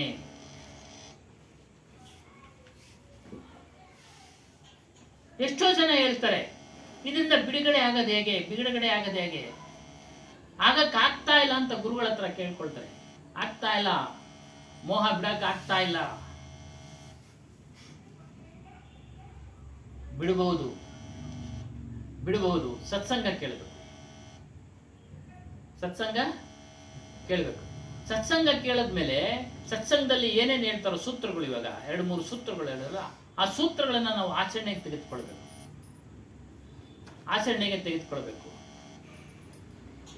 ಧ್ಯಾನ ಮಾಡು ಅಂದ್ರೆ ಮಾಡಬೇಕು. ನಿನ್ನೆ ಒಂದು ಪ್ರಶ್ನೆ, ಧ್ಯಾನ ಮಾಡ್ತೀವಿ ಮಧ್ಯರಾತ್ರಿ ಎದ್ದು ತಿರುಗ ಮಲಗಿ ನಿದ್ದೆ ಮಾಡಿ ಯಾವಾಗ ಬೇಕಾದ್ರೆ ಧ್ಯಾನ ಮಾಡ್ಬೋದಪ್ಪ ನೀನು. ಬೆಳಿಗ್ಗೆ, ಸಾಯಂಕಾಲ, ಮಧ್ಯಾಹ್ನ, ನಿನಗೆ ಬಿಡುವ ಧ್ಯಾನ ಮಾಡು. ಮಾಡ್ಬೋದು. ಎಲ್ಲೇ ಇರು, ಹೇಗೆ ಇರು, ಮಾಡ್ತಾ ಇರು. ಹಂಗಾರೆ ಕರ್ತವ್ಯನೇ ಬಿಟ್ಬಿಡು ಅಂತೆಲ್ಲ. ಕರ್ತವ್ಯ ಇಲ್ಲದೆ ಇರೋ ಸಮಯದಲ್ಲಿ ನೀನು ಆಯ್ಕೆ ಮಾಡ್ಕೊ. ಅದು ನೀನು ಬೆಳಿಗ್ಗೆ ಮಾಡ್ಕೊ, ಸಂಜೆ ಮಾಡ್ಕೊ, ಮಧ್ಯಾಹ್ನ ಹಾಗಾಗಿ ಅದನ್ನ ಸತ್ಸಂಗದಲ್ಲಿ ಹೇಳತಕ್ಕಂಥ ಆಚರಣೆಗಳನ್ನ ಧಾರಣೆ ಮಾಡಿಕೊಂಡ್ರೆ ನಾವು ಖಂಡಿತ ಈ ಕಾನಿಜಾಲ, ಈ ಬಗುಜಾಲ, ಬವರ್ಜಾಲ್ ಅನ್ನೋದ್ರಿಂದ ಬಿಡುಗಡೆ ಆಗ್ತೀವಿ. ತಯಾರಿ ಮಾಡ್ಕೊಳ್ಬೇಕು ಅದಕ್ಕೆ. ಸ್ವಾಮಿ, ಇದು ಧ್ಯಾನ ಅನ್ನೋದು ಒಂದೊಂದು ಪೀಠದವರು ಒಂದೊಂದು ಥರ ಹೇಳ್ತಾರಲ್ವಾ? ಹೌದೌದು, ಖಂಡಿತ. ನಮ್ಮ ಕಬೀರ್ ಆಶ್ರಮದಲ್ಲಿ ಯಾವ ಥರ ಸಿಗೋದು ಧ್ಯಾನ? ಗುರು ಸ್ಮರಣೆ ಮಾಡಿ ಗುರು ಮಂದು ಕೊಟ್ಟಿರೋ ಮಂತ್ರವನ್ನ ಜಪಿಸಿ ಅಂತ ಹೇಳ್ತೀವಿ ಅಷ್ಟೇ. ನೀವೇನು ಕೊಟ್ಟಿಲ್ವಲ್ಲ? ತಗೊಳ್ಳಿ, ಇವೆಲ್ಲ ಕೊಡ್ತೀವಿ. ದೀಕ್ಷೆ ತಗೊಂಡಿಲ್ಲ ಈಗ. ಸತ್ಯನಾಮ್ ಅಂತ ಒಂದು ಹೇಳ್ಕೊಳ್ಳಿದ್ರಿ ಸ್ವಾಮಿ. ಸತ್ಯನಾಮ್ ಸತ್ಯನಾಮ್ ಸತ್ಯನಾಮ್ ಸತ್ಯನಾಮ್, ಇದೇ ದೀಕ್ಷೆ. ಹೋಗಿ ಸ್ವಾಮಿ, ಸತ್ಯನಾಮ್ ಹೋಗಿ ಸತ್ಯನಾಮ್ ಅಂತ ಹೇಳ್ಕೊಳ್ಳಿ. ಸತ್ಯನಾಮ್ ಅಂತ ಹೇಳಿ, ಸತ್ಯನಾಮ್ ಸತ್ಯನಾಮ್. ಅದು ಯಾವುದಕ್ಕೆ ಅದ ಹೆಸರು ಅಂದ್ರೆ ನಮ್ಮ ಸ್ವರೂಪಕ್ಕೆ ದೀಕ್ಷೆ ಆಗೋದು, ನಾಮ ದೀಕ್ಷೆ. ಒಂದು 5 ನಿಮಿಷ 10 ನಿಮಿಷ ಬೇಕಾದ್ರೆ ಯಾವಾಗಲೂ ಹೇಳ್ಕೊಳ್ಳಿ, ನೀವು ಯಾವಾಗಲೂ ಹೇಳ್ಕೊಳ್ಳಿ. ಅದೇ ನಾಮ ದೀಕ್ಷದ ಬಗ್ಗೆ ಅಲ್ಲಿ ಹಾಕಿದ್ರು. ನಾಮ ದೀಕ್ಷೆ, ನಾಮ ಜಪ ಮಾಡಿ ಸಾಕು. ಕಂಟಿನ್ಯೂ ಹಾಕಿಸ್ಕೊಂಡು ಶಿಷ್ಯನಾಗಬೇಕು ಅನ್ನೋದೇನಿಲ್ಲ ಪುಸ್ತಕದಲ್ಲಿ. ಅದೇ ಅವರು ಕಬೀರ್ ಸಾಹೇಬ್ರ ಶಿಷ್ಯರು, ರಾಧಾ ಸ್ವಾಮಿ ಸತ್ಸಂಗ, ಆ ಪುಸ್ತಕ ಓದ್ದೆ. ಶಬ್ದ ಸತ್ಯನಾಮ್ ಸತ್ಯನಾಮ್ ಸತ್ಯನಾಮ್ ಅಂತ ಹೇಳ್ಕೊಳ್ಳಿ ಸಾಕು. ನಿಮ್ಮ ಸ್ವರೂಪಕ್ಕೆ ಸತ್ಯನಾಮ ಅಂತ ಹೆಸರಿಟ್ಟಿರೋದು, ನಮ್ಮ ಆತ್ಮಕ್ಕೆ ಸತ್ಯನಾಮ ಅಂತ ಇಟ್ಟಿರೋದು. ಅದ್ರ ಜೊತೆಗೆ ಸತ್ಸಂಗ ಹೇಳಿತಾರಣ್ಣ, ಅದ್ರ ಮನನ ಮಾಡೋದು ಧ್ಯಾನನೇ. ಇದು ಜಡ ಚೇತನ, ಅವೆಲ್ಲ ಚಿಂತನೆ ಮಾಡಬೇಕು, ಅದು ಧ್ಯಾನನೇ. ಮಾಡೋದು ಅನ್ನೋದು ಅದು ಧ್ಯಾನನೇ. ಜಡ ಅಂದ್ರೇನು, ಚೈತನ್ಯ ಅಂದ್ರೇನು, ಅದು ಧ್ಯಾನನೇ. ಅದು ಧ್ಯಾನನೇ. ಈಗ ಹೇಳಿದ್ರಲ್ಲ, ಕರ್ತವ್ಯವೂ ಒಂದು ಧ್ಯಾನ ಅಂತ. ನಿಮ್ಮ ಮನಸ್ಸು ಖಾಲಿ ಇದ್ದಾಗೆಲ್ಲ ಸತ್ಯನಾಮ ಅಂತ ಹೇಳ್ಕೊಳ್ಳಿ. ಯಾವುದೇ ಬಂದು ಬೇರೆ ವಿಚಾರಗಳು ಬಂದು ಸೇರ್ಕೊಳ್ಳಲ್ಲ. ಇವತ್ತಿಂದ ನಿಮಗೆ ನಾಮ ದೀಕ್ಷೆ ಆಯಿತು, ಸತ್ಯನಾಮ ಅಂತ ಹೇಳ್ಕೊಳ್ಳಿ. ಒಳ್ಳೆಯದಾಯ್ತು, ಧನ್ಯವಾದ ನಿಮಗೆ. ಅಷ್ಟೇ, ಸತ್ಯನಾಮ ಅಂತ ಹೇಳ್ಕೊಂಡ್ರೆ ಸಾಕು. ನಮ್ಮ ಗುರುಗಳು ಅವರು ದೇಹ ಬಿಡುವಾಗ ಸತ್ಯನಾಮ ಅಂತಾನೆ ಹೇಳ್ತಾ ಇದ್ರು ಅಂತ ಕೇಳ್ಪಟ್ಟೆ. ಇದು ಕೆಲವರು ದೀಕ್ಷೆ ಕೊಡ್ಬೇಕಾದ್ರೆ ಏನೋ ಪೂಜಾ ಪುನಸ್ಕಾರ, ಹೋಮ ಹವನ, ಅದು ಇದೆ ವಿಧಿ ವಿಧಾನ. ಹೋಮ ಹವನ ಇಲ್ಲ ನಮ್ಮ ಹತ್ರ ಅಲ್ಲ, ವಿಧಿ ವಿಧಾನ ಅಷ್ಟೇ. ಮನೆಯೆಲ್ಲ ದೀಕ್ಷೆ ತಗೊಂಡ್ರು ಅಂದ್ರು, ಒಂದು ಗಂಟೆ ಹಾಕಿಸ್ಕೊಂಡ್ರು, ಸತ್ಯನಾಮ ಅಂತ ಅವ್ರಿಗೆ ಬೋಧನೆ ಮಾಡಿದ್ರು. ಅದು ಮೂಲ ಮಂತ್ರ ಹೇಳ್ತಾರೆ. ಅದು ಗೊತ್ತಾಗಲ್ಲ ಅಂದ್ರೆ ನಮ್ಮನ್ನು ಕೇಳ್ತಾರೆ, ನಾವು ಹೇಳ್ತೀವಿ. ಕೊನೆಗೆ ಸತ್ಯನಾಮ ಅಂತ ಹೇಳಿದ್ರು. ಸತ್ಯನಾಮ ಅಂತ ಹೇಳ್ಕೊಂಡಿರಿ ಸಾಕು. ಯಾವುದಕ್ಕೆ ಸತ್ಯನಾಮ? ನಮ್ಮ ಸ್ವರೂಪಕ್ಕೆ ಸತ್ಯನಾಮ, ಆತ್ಮಪುರುಷನಿಗೆ ಸತ್ಯನಾಮ. ಸತ್ಯನಾಮ ಅಂತ ಹೆಸರಿಟ್ಟರು. ಕೆಲವರು ಅಹಂ ಬ್ರಹ್ಮಾಸ್ಮಿ ಇಟ್ಟವ್ರೆ, ಪ್ರಜ್ಞಾನ ಬ್ರಹ್ಮಾತ್ಮ ಇಸ್ಬಿಟ್ಟವ್ರೆ, ತತ್ವಮಸಿ ಅಂತ ಇಟ್ಟವ್ರೆ. ಏನೋ ಅವರವರು ಪದ್ಧತಿ. ದೇವರು ಅಂತ ಹೇಳ್ತಾರೆ, ದೇವರು ಅಂತ ವಿಷ್ಣು ಅಂತಾರೆ, ರಾಮ ಅಂತಾರೆ, ಪಂಚಾಕ್ಷರಿ ಮಂತ್ರ, ಪಂಚಾಕ್ಷರಿ ಅವರವರು ಪದ್ಧತಿ ಅಂತ ಹೇಳ್ಕೊಂತಾರೆ. ಅದಕ್ಕಿಂತ ಭಿನ್ನವಾದದ್ದು, ಬೇರೆವಾದದ್ದು ಕಬೀರ್ ಸಾಹೇಬರ ಒಂದು ಸಂದೇಶ. ಆಗಲೇ ಹೇಳ್ದಂಗೆ ಬೇರೆ ಯಾರು ಈ ಥರ ಎಲ್ಲ ಬಿಡಿಸಿ ಹೇಳಿಲ್ಲ. ಯಾವುದೇ ಧರ್ಮಗ್ರಂಥಗಳಲ್ಲೂ ಎಲ್ಲ ಮಿಶ್ರಣ ಮಾಡಿಬಿಡ್ತಾರೆ. ಮೊದಲು ಬಿಡಿಸ್ಕೊಂಡು ಬರ್ತಾರೆ, ನೀನೇ ಪರಮಾತ್ಮ, ನೀನು ಆತ್ಮ ಸ್ವರೂಪವೇ ಪರಮಾತ್ಮ. ಕೊನೆಗೆ ಯಾವುದೋ ಒಂದು ಪರಮಾತ್ಮನ ಭಜಿಸು ಅಂತ ಹೇಳ್ತಾರೆ. ಆದರೆ ಇವರು ಏನು ಹೇಳಿದ್ರು ಅದನ್ನೇ. ಹಾಗಾಗಿ ಇದನ್ನು ತಿಳ್ಕೊಳ್ಳಿ. ದೂಸ್ರಾ, ಎರಡನೇದು ಬಗುಜಾಲ್. ಅದಕ್ಕೊಂದು ಉದಾಹರಣೆ ಕೊಡ್ತಾರೆ. ಈ ಬಕಪಕ್ಷಿ ನೀರಿನ ಬಳಿ ಕುಳಿತು, ಒಂಟಿ ಕಾಲಿನಲ್ಲಿ ಕುಳಿತು ಹೊಂಚಾಗ್ತಾ ಇರುತ್ತೆ. ಯಾರೋ ಅಂದ್ಕೊಳ್ತಾರೆ ಇದು ಧ್ಯಾನ ಮಾಡ್ತಾ ಇದೆ ಅಂತ. ಅರೆಗಂಡನಿಂದ ಹೊಂಚಾಗ್ತಾ ಇರುತ್ತೆ, ಏನೋ ಮೀನು ಹಿಡಿಯೋದಿಕ್ಕೆ.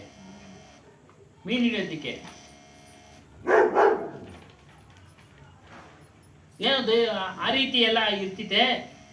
ಆದರೆ ಅದು ಮೀನು ಹಿಡಿಯೋಕ್ಕೆ ಅದು ಹೊಂಚಾಗ್ತಾ ಇರುತ್ತೆ. ಇದೇ ರೀತಿಯಾಗಿ ಯಾವ ರೀತಿ ಹೊಂಚಾಗ್ತಾ ಇರ್ತಾರೋ ಇದೇ ರೀತಿಯಾಗಿ ಧರ್ಮಕ್ಷೇತ್ರಗಳಲ್ಲಿ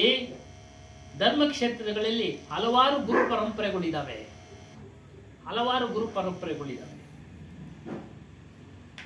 ಅನೇಕ ಚಮತ್ಕಾರಗಳನ್ನು ತೋರಿಸಿ ತಮ್ಮ ಕಡೆಗೆ ಆಕರ್ಷಣೆ ಮಾಡತಕ್ಕಂಥವ್ರು ಇದ್ದಾರೆ, ಆಕರ್ಷಣೆ ಮಾಡ್ಕೊಳ್ಳುವಂಥವ್ರು ಇದ್ದಾರೆ.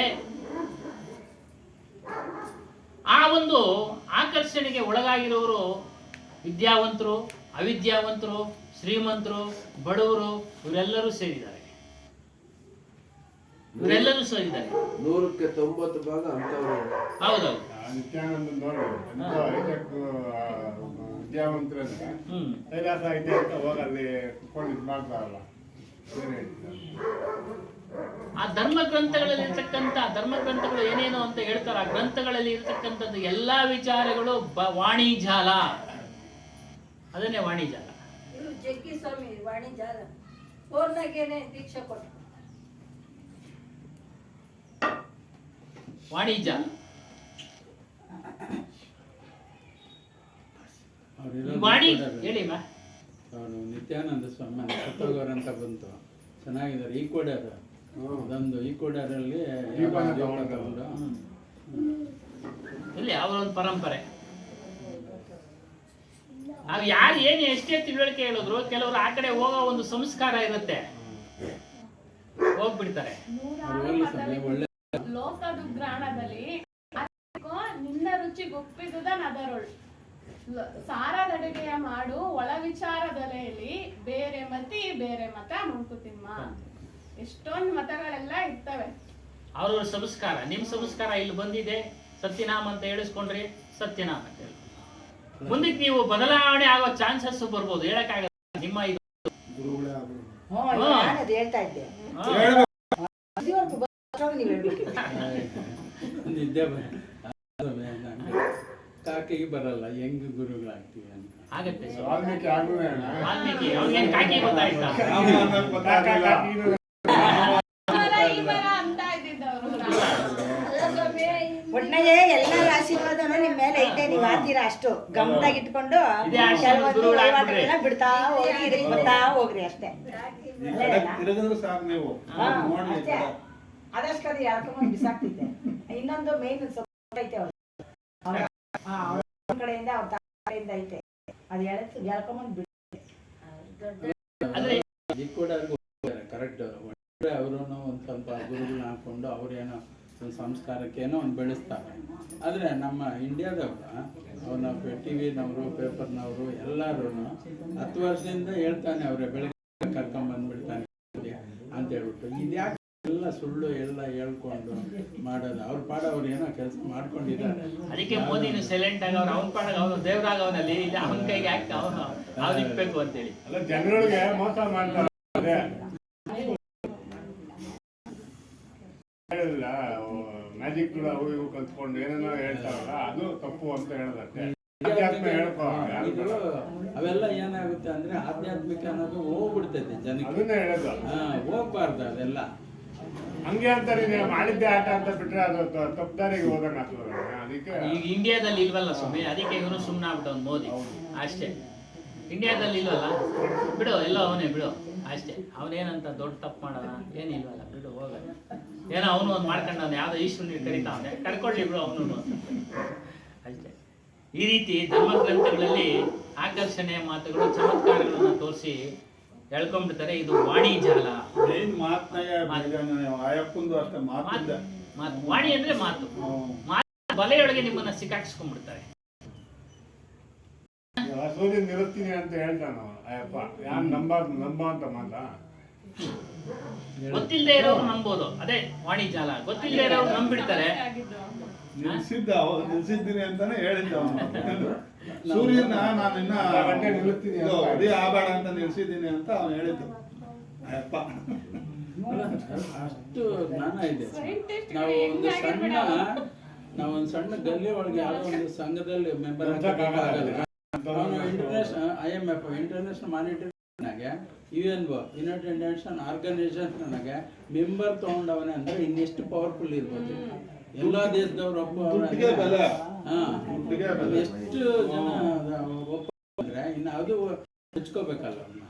ಇನ್ನೊಂದು ಸರ್, ಅದಕ್ಕೆ ತಕ್ಕಂಗೆ ಎಲ್ಲ ವಿಚಾರಗಳನ್ನ ತಿಳಿದಿರ್ತಾರೆ. ಇವಾಗ ಜಗಗಳು ಎಷ್ಟೊಂದು ಎಲ್ಲ ಉತ್ತರ ಕೊಡ್ತಾರೆ. ಅಂದ್ರೆ ಅವನು ಸಾಧನೆ ಇವಾಗ 5-10 ವರ್ಷದ್ದಲ್ಲ, 40-50 ವರ್ಷ ಅವಾಗಿಂದ ಓದಿ ತಲೆನಲ್ಲಿ ಇಟ್ಕೊಂಡ್ರೆ ಹೇಳ್ತಾರೆ. ಅದೇ ರೀತಿ ಇವತ್ತು ಸ್ಪೀಚ್ ಕೊಟ್ಟಿರ್ತಾನೆ, ಮಂತ್ರಮುಗ್ಧರಾಗಿರ್ತಾರೆ. ಅದನ್ನೇ ವಾಣಿಜಾಲ ಅಂತ ಹೇಳ್ತಾ ಇರೋದು. ಊಟ ಕಮ್ಮಿ ಮಾಡು ಅಂತ. ಊಟ ಕಮ್ಮಿ ಮಾಡಕ್ಕಾಗಲ್ಲ. ಮಂತ್ರಮುಗ್ಧರನ್ನ ಆಗ್ತಾರೆ. ಅದೇ ವಾಣಿಜಾಲ. ವಾಣಿಜಾಲಗಳಿಗೆಲ್ಲ ಸಿಕ್ಕಬೇಡಿ, ಸಿಕ್ಕಬೇಡಿ. ನಿಮ್ಮ ಮನೆ ಕೊಡಿಸ್ತೀನಿ, ಮಠ ಕೊಡಿಸ್ತೀನಿ, ಮಕ್ಕಳಿಗೆ ಆಗೋಂಗೆ ಮಾಡ್ತೀನಿ, ನಿನ್ನ ನಿರೋಗಿಯಾಗಿ ಮಾಡ್ತೀನಿ, ನಿನ್ನ 100 ವರ್ಷ ಬದುಕೋ ಹಂಗೆ ಮಾಡ್ತೀನಿ, ಈ ಥರ ಎಲ್ಲ ಹೇಳ್ತಾರೆ. ನಂಬಬೇಡಿ. ಇದೇ ವಾಣಿಜಾಲ. ಅದನ್ನು ಮಾಡು, ಇದನ್ನು ಮಾಡು, ಇರ್ತೀಯ ನೀನು, ಇದರಿಂದ ಬಿಡುಗಡೆ ಆಗು. ಈ ಎರಡೂ ಜಾಲಗಳಲ್ಲಿ ಮನುಷ್ಯರು ಸಿಕ್ಕಾಕೊಂಡ್ಬಿಡ್ತಾರೆ. ಯಾರು ಸಿಕ್ಕಾಕೊಳ್ತಾರೆ ಅಂದ್ರೆ, ಯಾರು ಎಚ್ಚರಿಕೆ ಇಲ್ಲದೆ ಇರೋರು ಇರ್ತಾರೋ ಅವರು ಸಿಕ್ಕಾಕೊಳ್ತಾರೆ. ಆ ಎಚ್ಚರಿಕೆ ನಮಗೆ ಎಲ್ಲಿ ಬರಬೇಕು? ಇಂಥ ಸತ್ಸಂಗದಲ್ಲಿ ಬರಬೇಕು. ಇಂಥ ಸತ್ಸಂಗದಲ್ಲಿ ಅದ್ರ ಬಗ್ಗೆ ಎಲ್ಲ ಎಚ್ಚರಿಕೆ ತಿಳಿಸ್ಕೊಡೋದು. ಬೇರೆ ಕಡೆ ಸತ್ಸಂಗದಲ್ಲಿ ಅವೆಲ್ಲ ತಿಳಿಸ್ಕೊಡೋದಿಲ್ಲ. ಬೇರೆ ಸತ್ಸಂಗದಲ್ಲಿ ಅವೆಲ್ಲ ತಿಳಿಸ್ಕೊಡೋದಿಲ್ಲ. ಅವ್ರೇನಿದ್ರು ಬೇರೆ ಬೇರೆ ವಿಚಾರಗಳನ್ನು ತಿಳಿಸ್ತಾರೆ, ಕಳಿಸ್ತಾರೆ. ಈ ಸತ್ಸಂಗದಲ್ಲಿ ತಿಳಿಸ್ತಾರೆ, ನೋಡಪ್ಪ ವಾಣಿಜಾಲ ಅಂತ ಒಂದಿದೆ, ಇದು ತಿಳ್ಕೊ. ಕಾನಿಜಾಲ ಅಂತ ಹೇಳಿದೆ ಒಂದು, ಇದನ್ನು ತಿಳ್ಕೊ. ಎಚ್ಚರಿಕೆಯಾಗಿರು, ಎಚ್ಚರಿಕೆಯಾಗಿ. ಯಾವತ್ತೋ ಏನೋ ಅವ್ರ ಆಸೆ ಹುಟ್ಟಿಸಲ್ಲ ಮನುಷ್ಯನಿಗೆ ಆಸೆ ಹುಟ್ಟಿಸಲ್ಲ. ಮನುಷ್ಯನಿಗೆ ಆಸೆ ಎಲ್ಲಿವರೆಗೂ ಬದುಕಬೇಕು ಅನ್ನೋ ಆಸೆ ಇರುತ್ತೆ ಅಂದ್ರೆ, ತನ್ನ ಸುತ್ತಮುತ್ತಲಿನವರೆಲ್ಲರೂ ಸಹ ತೀರೋದ್ರು ಸಹ, ತನ್ನ ಕೈನಲ್ಲಿ ನಡೆಯಕ್ಕಾಗದೆ ಇದ್ರು ಕೋಲ್ ಹಿಡಿದು ನಡೀತಾ ಇದ್ರು ಸಹ, ಹಣ್ಣು ಮುದುಕ ಆಗಿದ್ರು ಸಹ ಅವನಿಗೆ ಬದುಕಬೇಕು ಅನ್ನೋದು ಇರುತ್ತೆ ಅಂತೆ. ಬದುಕ ಆಸೆ ಇರುತ್ತೆ. ಉದಾಹರಣೆಗೆ ನಮ್ಮಪ್ಪ ಅವರು ಹೇಳೋರು, ಒಬ್ಬ ಹಣ್ಣಾದ ಮುದುಕ ರಸ್ತೆ ದಾಟಬೇಕಾಗಿತ್ತು. ಒಂದು ಕಡೆ ನಿಂತಿದ್ದ. ಒಬ್ಬ ಯುವಕ ರಸ್ತೆ ದಾಟಿಸ್ತಾ ಇದ್ದ. ರಸ್ತೆ ದಾಟಿಸೋ ಮಧ್ಯೆ ಕೇಳ್ತಾನಂದೆ, ತಾತ ತಾತ ತಾ ಮದುವೆ ಆಗ್ತೀಯಾ ಅಂದೆ. ಮದುವೆ ಆಗಲ್ಲ ಅಂತ ಹೇಳಲಿಲ್ಲ ಅವನು. ನನಗೆ ಯಾಕೆ ಕೊಡ್ತಾರಪ್ಪ ಹೆಣ್ಣು ಅನ್ನಂತೆ. ಹಂಗೆ ಆಸೆನ ನಿರ್ಮೂಲ ಮಾಡ್ಕೊಳ್ಬೇಕು. ಆಸೆ ಇರಬೇಕು, ಇತಿಮಿತಿ. ಇವಾಗ ಹೇಳಿದ್ರಲ್ಲ, ದೇಹ ಬಂದ್ರೆ, ದೇಹಕ್ಕೆ ಕಾಯಿಲೆ ಬಂದ್ರೆ ಔಷಧಿ ತಗೋ. ಆಸೆ ಅಲ್ಲ, ಅದು ದೊಡ್ಡದಾಗಿ ನಿನಗೆ ನೋವು ಕೊಡೋದಕ್ಕಿಂತ ಮುಂಚೆ ಅದನ್ನ ವಾಸಿ ಮಾಡ್ಕೊ. ಅದು ಆಸೆ ಅಲ್ಲ. ಇರೋವರೆಗೂ ಆರೋಗ್ಯವಾಗಿ ಜೀವಿಸೋಕೆ ಒಂದು ಔಷಧಿ ಅದು ಸೂತ್ರ. ಅದು ಈ ರೀತಿಯ कितने लोग उपयुक्त भंवर जाल तथा बहुजाल में लोग फंसते हैं जो अचेत है. ಅವ್ರ ಎಚ್ಚರಿಕೆ ಇಲ್ಲ, ಅವರೆಲ್ಲ ಸಿಕ್ಕಾಕೊಂಡ್ಬಿಟ್ಟಿದ್ದಾರೆ. कितने लोग माया मोह तथा भ्रामकों के फंदे से अपने आप को बचा सकते हैं. ನೀವು ಮಾಯಾ ಮೋಹದಿಂದ ಮತ್ತು ಭ್ರಮೆಗಳನ್ನು ತಿಳಿಸತಕ್ಕಂಥ ಗುರುಗಳಿಂದ ನೀವು ಬಿಡುಗಡೆ ಆಗಬಹುದು.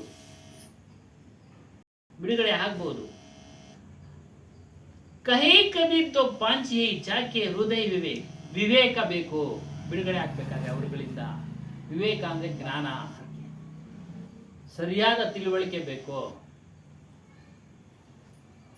ಸರಿಯಾದ ತಿಳುವಳಿಕೆ ಇದ್ದಾಗ ಮಾತ್ರ ನೀನು ಅವರುಗಳಿಂದ ಬಿಡುಗಡೆ ಆಗಕ್ಕೆ ಸಾಧ್ಯ. ಆ ಕಾನಿ ಜಾಲ, ವಾಣಿ ಜಾಲ ತಿಳಿಸೋರ ಕಡೆಯಿಂದ ಬಿಡುಗಡೆ ಆಗಕ್ಕೆ ಸಾಧ್ಯ. ಅದು ಎಲ್ಲಿದೆ? ನಿನ್ನಲ್ಲಿದೆ. ನೀನು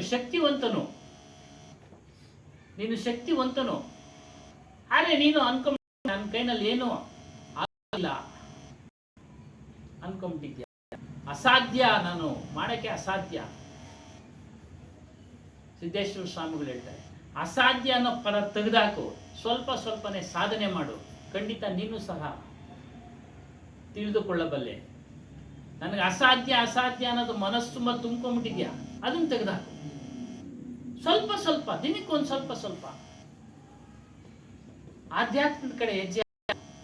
ಇವತ್ತು ಒಂದು ಹೆಜ್ಜೆ, ನಾಳೆ ಇನ್ನೊಂದು ಅರ್ಧ ಹೆಜ್ಜೆ, ಹಿಂಗೆ ಒಂದೊಂದೇ ಹೆಜ್ಜೆ ಇಟ್ಟು ಹೋಗ್ತಾ ಇರು ಮುಂದಕ್ಕೆ. ಖಂಡಿತವಾಗೂ ಫಲ ಸಿಗುತ್ತೆ. ಅದಕ್ಕೆ ಹೇಳ್ತಾರೆ, ವಿವೇಕ ಮನ್ ಕಿ ಶಕ್ತಿ ಹೈ. ಅದ್ರ ಮೂಲಕ ನೀನು ಜಡ ಚೇತನ, ಆತ್ಮ ಪರಮಾತ್ಮ, ಪುರುಷ ಪ್ರಕೃತಿ ಇವೆಲ್ಲ ತಿಳಿಬೋದು. ಜಡ ಅಂದ್ರೆ ಏನು ಗೊತ್ತಿಲ್ಲ. ದೇಹ ಜಡ, ಪಂಚಭೂತಗಳು ಜಡ, ಗಿಡ ಮರಗಳು ಜಡ, ಇವೆಲ್ಲವೂ ಜಡ. ಇವುಗಳಲ್ಲಿ ಚೈತನ್ಯ ಇದೆ ಅಂತ ಹೇಳ್ತಾರಲ್ಲ, ಆ ವಿಚಾರವನ್ನ ತೆಗೆದುಹಾಕು.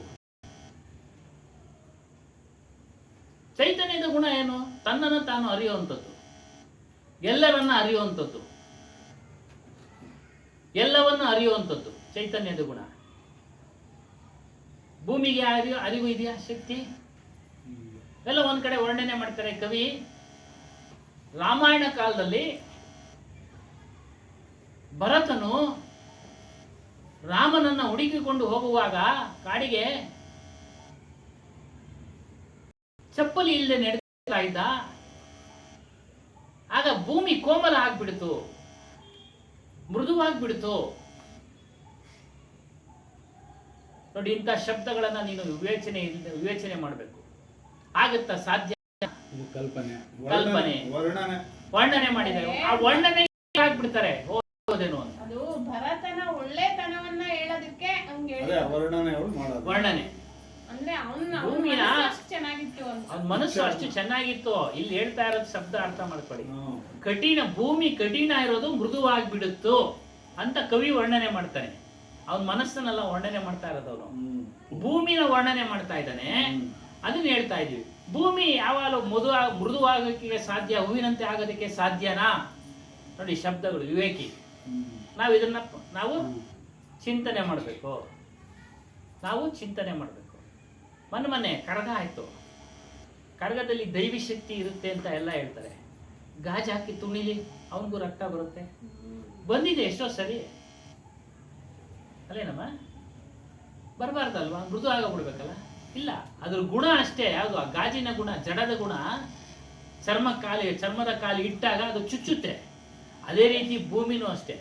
ಬೆಂಕಿಯಲ್ಲಿ ನಡೀತಾರಲ್ಲ ಅದು ಅವ್ರಿಗೂ ನೋವು ಆಗತ್ತಮ್ಮ. ಅದನ್ನು ಅದು ಆ ಕ್ಷಣ ಅಷ್ಟೇ, ಜಾಸ್ತಿ ಹೊತ್ತು ನಿಲ್ಲಕ್ಕಾಗಲ್ಲ.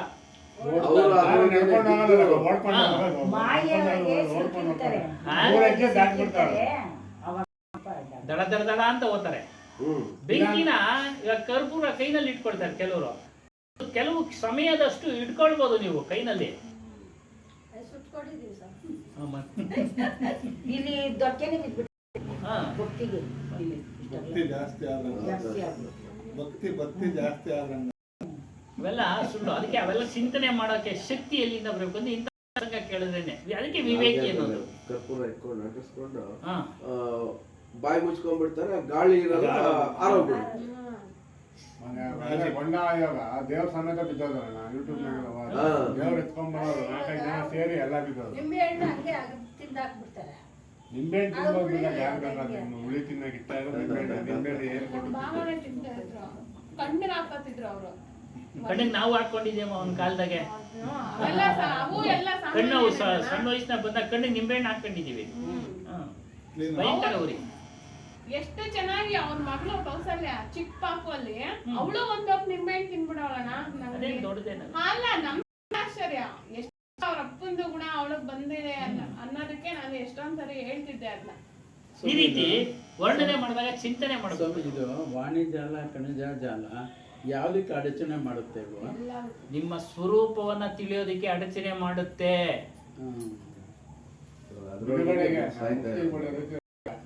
ಅಡ್ಡ ಆಗುತ್ತೆ. ನೀವು ಮುಕ್ತಿ ಪಡೆಯೋದಕ್ಕೆ ಅಡ್ಡ ಆಗುತ್ತೆ, ಮೋಕ್ಷ ಪಡೆಯೋದಕ್ಕೆ ಅಡ್ಡ ಆಗುತ್ತೆ.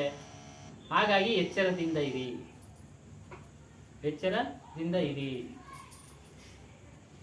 ಅದನ್ನೇ ಎಚ್ಚರ ಬೇಕಾದ್ರೆ ನೀವು ಸತ್ಸಂಗ ಕೇಳಬೇಕು. ಆ ಕಡೆ ಎಲ್ಲ ಹೋದ್ರೆ ಅದನ್ನೇ ಹೇಳೋದು. ಅವಾಗ ಅದನ್ನು ನೀವು ನಂಬಲೇಬೇಕಾಗತ್ತೆ. ಇಲ್ಲಿಗೆ ಬಂದಾಗ ಮಾತ್ರ ಬಿಡಿಸಿ ಹೇಳೋದು. ಕಾನಿ ಜಾಲ, ವಾಣಿ ಜಾಲ, ಜಡ, ಚೈತನ್ಯ, ಪರಮಾತ್ಮ ಅಂದ್ರೆ ಯಾರು, ಆತ್ಮ ಅಂದ್ರೆ ಯಾರು. ಆಮೇಲೆ ಇಲ್ಲಿಗೆ ಬಂದ್ರೆ ಏನಾಗುತ್ತೆ, ಸರಿನಾ ತಪ್ಪ ಯೋಚನೆ ಮಾಡೋ ಶಕ್ತಿ ಬಂದ್ಬಿಡ್ತಿದೆ. ಅವ್ರು ಸರಿನಾ ಇಲ್ಲ ಹೌದಾ ನೋ ಅಂತ ಗೊತ್ತಾಗುತ್ತೆ. ವಿವೇಚನಾ ಶಕ್ತಿ ಬಂದ್ಬಿಡುತ್ತೆ, ಆಲೋಚನಾ ಶಕ್ತಿ ಬಂದ್ಬಿಡುತ್ತೆ, ವಿಮರ್ಶೆ ಮಾಡೋ ಶಕ್ತಿ ಬಂದ್ಬಿಡುತ್ತೆ ನಿಮ್ಗೆ. ಅದು ಪಿಡಿದಿರ್ಪ ಆತ್ಮಜ್ಞಾನ ಸರ್ಪವಾಗಿ ಕಚ್ಚುವುದು ಅಂತ ಒಂದು ಹಾಡಲ್ಲೈತೆ. ನಮ್ಮ ತಪ್ಪು ಮಾಡಕ್ಕೆ ಬಿಡಲ್ಲ, ಅದು ಜ್ಞಾನ ಬಂದ್ಬಿಡು. ವಾನರ ಸೇನೆ ಇರೋದೇ ಡೌಟ್ ಅಂತಾರಲ್ಲ ಕೆಲವರು. ಈಗ ವಾನರಗಳು ಅವರು ಹಂಗೆ ಇದ್ದಿದ್ದು, ವಿಕಾರವಾಗಿ ಇದ್ದಿದ್ದ ಜನ ಅವರು ಅದಕ್ಕೆ ಕೋತಿ ತರ ತೋರಿಸಿದ್ರು ಅಷ್ಟೇ ಅಂತ ಹೇಳ್ತಾರೆ. ಹಂಗೆ ಅದು ಹೇಳಕ್ಕಾಗಲ್ಲ. ಪುರುಷ ಪ್ರಕೃತಿ ಇದ್ರ ಬಗ್ಗೆ ಎಲ್ಲ ವಿಚಾರ ಗೊತ್ತಾಗ್ಬಿಡುತ್ತೆ. ಪುರುಷ ಅಂದ್ರೆ ನಮ್ಮೆಲ್ಲರ ಸ್ವರೂಪ, ಪ್ರಕೃತಿ ಅಂದ್ರೆ ಪ್ರಪಂಚ. ಈ ಭೇದಗಳು ಗೊತ್ತಾಗ್ಬಿಡ್ತವೆ.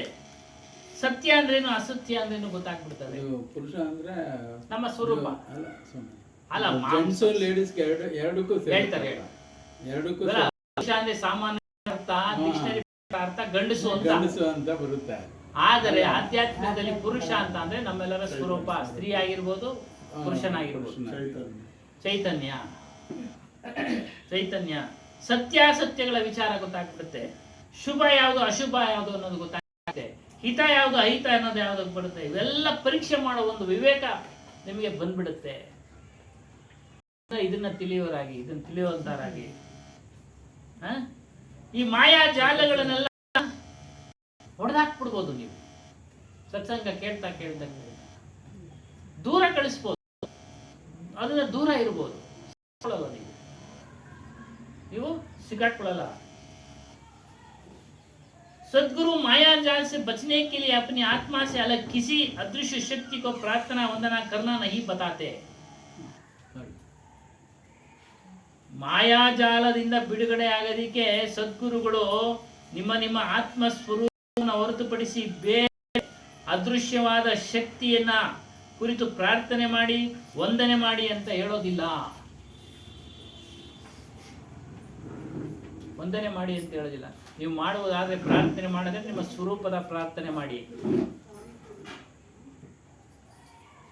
ಆತ್ಮದ ಪ್ರಾರ್ಥನೆ ಮಾಡಿ, ನಿಮ್ಮ ಅರಿವಿನ ಪ್ರಾರ್ಥನೆ ಮಾಡಿ. ಅದಕ್ಕೆ ಸತ್ಯನಾಮ ಅಂತ ಹೇಳಿದ್ರು. सत्यनाम सत्यनाम ಹೇಳ್ಕೊಳ್ಳಿ.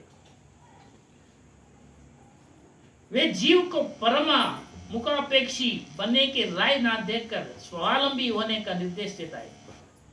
ಬೇರೆಯವರ ಮೇಲೆ ಅವಲಂಬಿಸೋ ಒಂದು ಕೆಲಸ ಹೇಳೋದಿಲ್ಲ. ನೀನು ಆ ಪರಮಾತ್ಮನ ಕುರಿತು ಧ್ಯಾನ ಮಾಡು, ಈ ಪರಮಾತ್ಮನ ಕುರಿತು ಧ್ಯಾನ ಮಾಡು, ರಾಮನನ್ನು ಕೃಷ್ಣನನ್ನು. ನಿಜವಾದ ಸದ್ಗುರುಗಳು ಹೇಳೋದಿಲ್ಲ.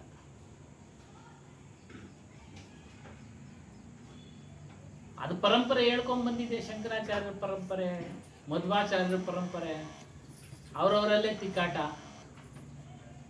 ಬಸವಣ್ಣನ ಬೇರೆ ಬಂದ್ಬಿಟ್ಟೈತೆ ತಿಕ್ಕಾಟ. ವೀಣಾ ಬನ್ನಂಜೆ ಅನುಭವ ಮಂಟಪ ಇಲ್ಲೇ ಇರಲಿಲ್ಲ ಅಂತ ಅವ್ರು ಹೇಳ್ಬಿಟ್ಟವ್ರೆ. ಅದಕ್ಕೆ ಅಷ್ಟೊಂದು ಕಾಮೆಂಟ್ಸ್ಗಳು.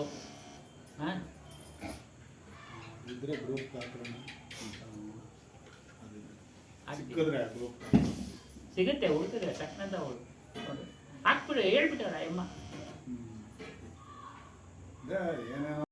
ಹುಮ್ಮಸ್ನಲ್ಲಿ ಅವೆಲ್ಲ ಬಂದ್ಬಿಡ್ತಾವ. ಆ ಥರ ಇವರೇನು ನಿರ್ದೇಶನ ಕೊಡಲ್ಲ ನಿಜವಾದ ಸದ್ಗುರುಗಳು. ನಿನ್ನ ಆತ್ಮನನ್ನು ಕುರಿತು ಧ್ಯಾನ ಮಾಡು, ಸತ್ಸಂಗವನ್ನ ಚಿಂತನೆ ಮಾಡು, ಜಡಚೇತನದ ಚಿಂತನೆ ಮಾಡು. ಇದನ್ನ ಹೊರತುಪಡಿಸಿ ಬೇರೆ ಏನು ಹೇಳೋದಿಲ್ಲ.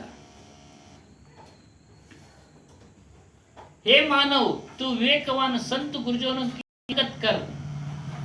हे ಮನುಷ್ಯನೇ, ವಿವೇಕವಂತರಾದ ಸಂತ ಗುರುಜನರ ಸಂಘವನ್ನ ಮಾಡು. ಅವಿವೇಕಿಗಳ ಸಂಘ ಮಾಡಬೇಡ.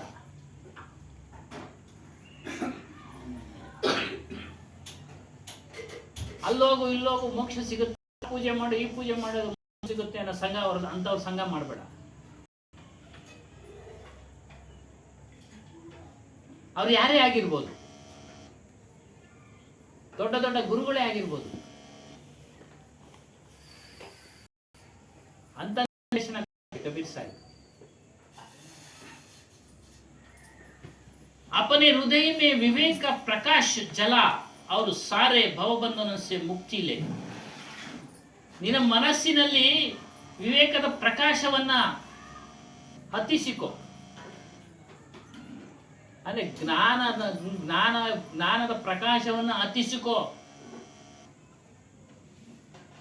ಸಾರೆ ಭವಬಂಧನೋನ್ಸೆ ಮುಕ್ತಿ ಇಲೆ. ಎಲ್ಲಾ ರೀತಿಯ ಭವಬಂಧನಗಳಿಂದ ಮುಕ್ತಿಯನ್ನ ಪಡೆಯುವಂತನಾಗೋ.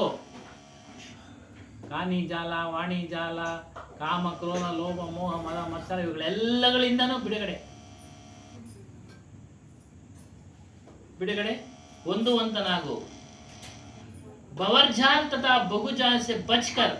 ಹೇಳಿದ್ವಲ್ಲ, ಬವರ್ಜಾಲ್ ಜಾಲ್, ಇದರಿಂದ ರಕ್ಷಣೆ ಪಡಿ. ಸದೈವ ಯಾವಾಗಲೂ ವಿವೇಕದಲ್ಲಿರು, ಜ್ಞಾನದಲ್ಲಿರು, ಎಚ್ಚರಿಕೆಯಲ್ಲಿರು. ಮೋಸ ಹೋಗ್ಬೇಡ. ನೀವು ಹೋಗ್ಬೇಡ. ಯಾವಾಗಲೂ ಎಚ್ಚರಿಕೆಯಿಂದಿರು. ಎಚ್ಚರಿಕೆ ಇಲ್ಲದೆ ಇರಬೇಡ. ಅಚೇತನ ನಾ ಹೋನ. ಎಚ್ಚರಿಕೆಯಿಂದ ಇದೆ ಯಾವಾಗಲೂ. ಎಚ್ಚರಿಕೆಯಿಂದ ಇರೋದೇ ಒಂದು ಸಾಧನ. ಎಚ್ಚರಿಕೆಯಿಂದ ಇರೋದೇ ಒಂದು ಸಾಧನೆ. ಎಚ್ಚರಿಕೆ ತಪ್ಪಿದ್ರೆ ನಿಮ್ಮ ಮುಳುಗಿಸ್ಬಿಡ್ತಾರೆ. ಅಂದ್ರೆ ಎಚ್ಚರಿಕೆಯಿಂದ ಇರು. ಎಚ್ಚರಿಕೆಯಿಂದ ಇರು. मन से ऊपर उठकर ಸ್ವರೂಪ में स्थित हो. ಮನಸ್ಸಿನಿಂದ ಹೊರಗೆ ಬಾ. ಅಂದ್ರೆ ಮನಸ್ಸೇ ಮೂಲ ಕಾರಣ. ಮನಸ್ಸಿನಲ್ಲಿ ತುಂಬಿಕೊಂಡಿದೆಯಲ್ಲ ಆ ಕೊಳೆಗಳನ್ನ ಬಿಡುಗಡೆ ಮಾಡ್ಕೊಂಡು ಆ ಮನಸ್ಸನ್ನ ಒಳ್ಳೆ ಕಡೆ ಕರ್ಕೊಂಡು ಹೋಗು. ಮೂಲ ಗಹೆ ತೋ ಕಾಮ ಹೈ ತೈ ಮತ್ತು ಬರಮ ಬುಲಾವ್ ಮನ ಸಾಯರ್ ಮನಸಾ ಲಹರಿ ಬಹೈ ಕತಹು ಮತ್ ಜಾ. ಸಾಕಿಯಲ್ಲಿ ಆಧ್ಯಾತ್ಮದ ಸಾರವನ್ನ ತಿಳಿಸ್ತಾ ಇದ್ದಾರೆ. ಯಾವ ತಗೊಳ್ಳಿ, ಒಂದು ಸಿದ್ಧಾಂತ ಇದೆ, ಎರಡನೇದು ವ್ಯವಹಾರ. ಒಂದು ಸಿದ್ಧಾಂತ ಏನು, ನಾವು ಆತ್ಮ ಸ್ವರೂಪಿಗಳು ಅನ್ನೋದು ಒಂದು ಸಿದ್ಧಾಂತ. ಆದರೆ ವ್ಯಾವಹಾರಿಕವಾಗಿ ನಮ್ಮನ್ನ ನಾವು ಪರಿಚಯ ಮಾಡ್ಕೊಳ್ಬೇಕಾದ್ರೆ ಈ ದೇಹವನ್ನ ತೋರಿಸಿ ಹೆಸರನ್ನ ಹೇಳ್ತೀವಿ, ಇದು ವ್ಯವಹಾರ. ನಾವು ಆತ್ಮ ಪುರುಷರು, ಆತ್ಮಜ್ಞಾನಿಗಳು.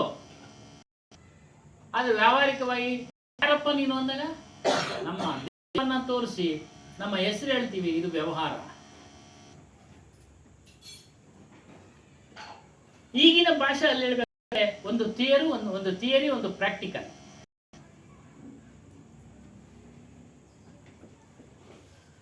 ಥಿಯರಿ ಯಾರಿಗೂ ಗೊತ್ತಾಗೋದಿಲ್ಲ, ಕೇಳಿದವ್ರಿಗೆ ಮಾತ್ರ ಗೊತ್ತಾಗುತ್ತೆ. ಪ್ರಾಕ್ಟಿಕಲ್ ನಮ್ ಮೇನ್ ಕಾಣ್ತಾ ಇದೆ, ಅದನ್ನ ನೋಡ್ತಾರೆ ಅವರು. ಓ, ಇಂಥ ಮನುಷ್ಯ ಅವನು ನನ್ನ ಹಾಗೆ ಆತ್ಮಜೀವಿ ಅನ್ನೋದು ಯಾರು ಸತ್ಸಂಗ ಕೇಳಿರ್ತಾರೋ ಅವ್ರಿಗೆ ಮಾತ್ರ ಗೊತ್ತಾಗುತ್ತೆ.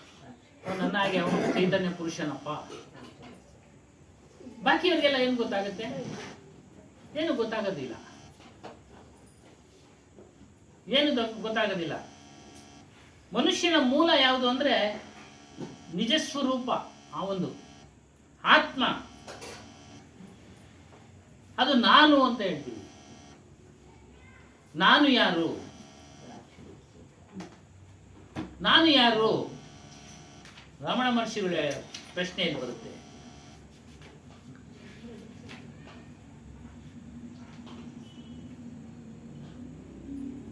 ನಾನು ಯಾರು?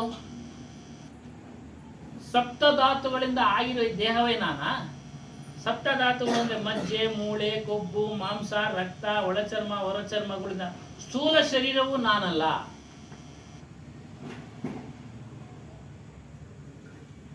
ಶಬ್ದ, ಸ್ಪರ್ಶ, ರೂಪ, ರಸ, ಗಂಧಗಳೆನ್ನುವ ಪಂಚ ವಿಷಯಗಳನ್ನು ಪ್ರತ್ಯೇಕವಾಗಿ ಅರಿಯುವ ಪಂಚ ಜ್ಞಾನೇಂದ್ರಿಯಗಳು ನಾನಲ್ಲ.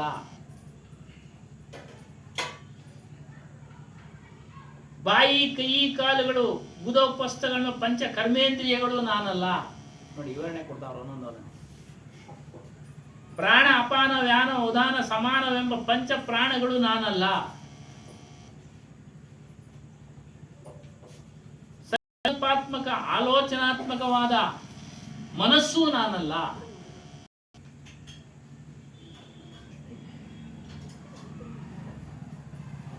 ಸರ್ವ ವಿಷಯ ಪದಾರ್ಥಗಳು, ಸರ್ವ ವೃತ್ತಿಗಳು ಇಲ್ಲದೆ ಕೇವಲ ವಿಷಯ ವಾಸನೆಯಿಂದ ಕೂಡಿರುವ ಅಜ್ಞಾನವೂ ನಾನಲ್ಲ. ಇವೆಲ್ಲವೂ ನಾನಲ್ಲ ಅಂತಾದ್ರೆ ನಾನು ಯಾರು? ಮೇಲೆ ತಿಳಿಸಿರುವುದನ್ನ ನಾನಲ್ಲ, ನೇತಿ ಎಂದು ಅಲ್ಲಗೆಳೆದ ಬಳಿಕ ಉಳಿಯುವ ಶುದ್ಧ ಅರಿವೇ ನಾನು. ಶುದ್ಧ ಅರಿವೇ ನಾನು, ನಮ್ಮ ಸ್ವರೂಪ. ಮೇಲೆ ಹೇಳಿದ್ರಲ್ಲ, ಪಂಚ ಜ್ಞಾನೇಂದ್ರಿಯಗಳು, ಕರ್ಮೇಂದ್ರಿಯಗಳು, ಈ 5 ವಾಯುಗಳು ಇಲ್ಲಿ ಓಡಾಡ್ತಾ ಇರ್ತವೆ ಶರೀರದಲ್ಲಿ, ಅವ್ಯಾವೂ ನಾನಲ್ಲಪ್ಪ. ಮನಸ್ಸು ನಾನಲ್ಲ. ಮನಸ್ಸನ್ನ ಅರಿತಾ ಇರ್ತಕ್ಕಂಥವ್ ನಾನು, ಜ್ಞಾನೇಂದ್ರಿಯಗಳನ್ನ ಅರಿತಾ ಇರ್ತಕ್ಕಂಥವ್ ನಾನು. ಯಾವುದು? ಕಣ್ಣು, ಕಿವಿ, ಮೂಗು, ನಾಲಿಗೆ, ಚರ್ಮ, ಉಪಸ್ಥ, ಗುದ, 5 ಜ್ಞಾನೇಂದ್ರಿಯಗಳು, 5 ಕರ್ಮೇಂದ್ರಿಯಗಳು, ಇವುಗಳನ್ನೆಲ್ಲ ಅರಿತಾ ಇರ್ತಕ್ಕಂಥವನು ನಾನು.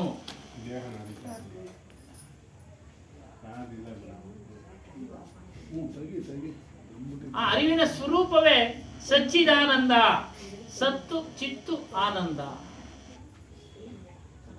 ಅದು ನಾನಪ್ಪ.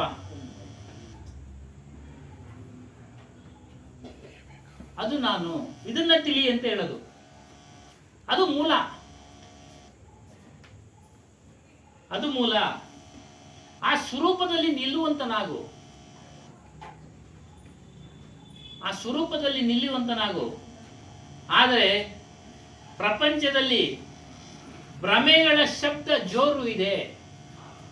ಭ್ರಾಮಕ ಶಬ್ದ ಕಾ ಜೋರ್ ಹೈ. ಸ್ವರೂಪ ಜ್ಞಾನದ ಶಬ್ದಗಳು ಅತ್ಯಂತ ಕಡಿಮೆ. ನೋಡಿ, ಈ ತರ ಶಬ್ದಗಳು ಅತ್ಯಂತ ಕಡಿಮೆ. ನಾನು ಯಾರೋ ಅನ್ನೋ ಶಬ್ದ ಎಲ್ಲಿ ವಿಚಾರ ಮಾಡ್ತಾರೆ? ಎಲ್ಲೋ ಒಂದೊಂದು ಕಡೆ ಇಂಥ ಒಂದು ಸಣ್ಣ ಸಣ್ಣ ಇದರಲ್ಲಿ. ಯಾಕೆ ಕಡಿಮೆ ಅಂದ್ರೆ ಅದನ್ನ ಅಷ್ಟು ಆಕರ್ಷಣೀಯವಾಗಿ, ಅಷ್ಟು ವೈಭವಯುತವಾಗಿ ಬೆಳೆಸ್ಬಿಟ್ಟಿದ್ದಾರೆ. ಹಂಗಾಗ್ಬಿಡುತ್ತೆ ನಿಮ್ಗೆ, ಹಿಂಗಾಗ್ಬಿಡುತ್ತೆ ಅಂತ. ಏನು ಆಗೋದಿಲ್ಲ. ಅದು ಪೂರ್ತಿ ಹೋಗ್ತಾ ಹೋಗ್ತಾ ಅರಿವಿಗೆ ಬರ್ತಾ ಇರುತ್ತೆ, ಏನು ಆಗೋದಿಲ್ಲ ಅನ್ನೋದು.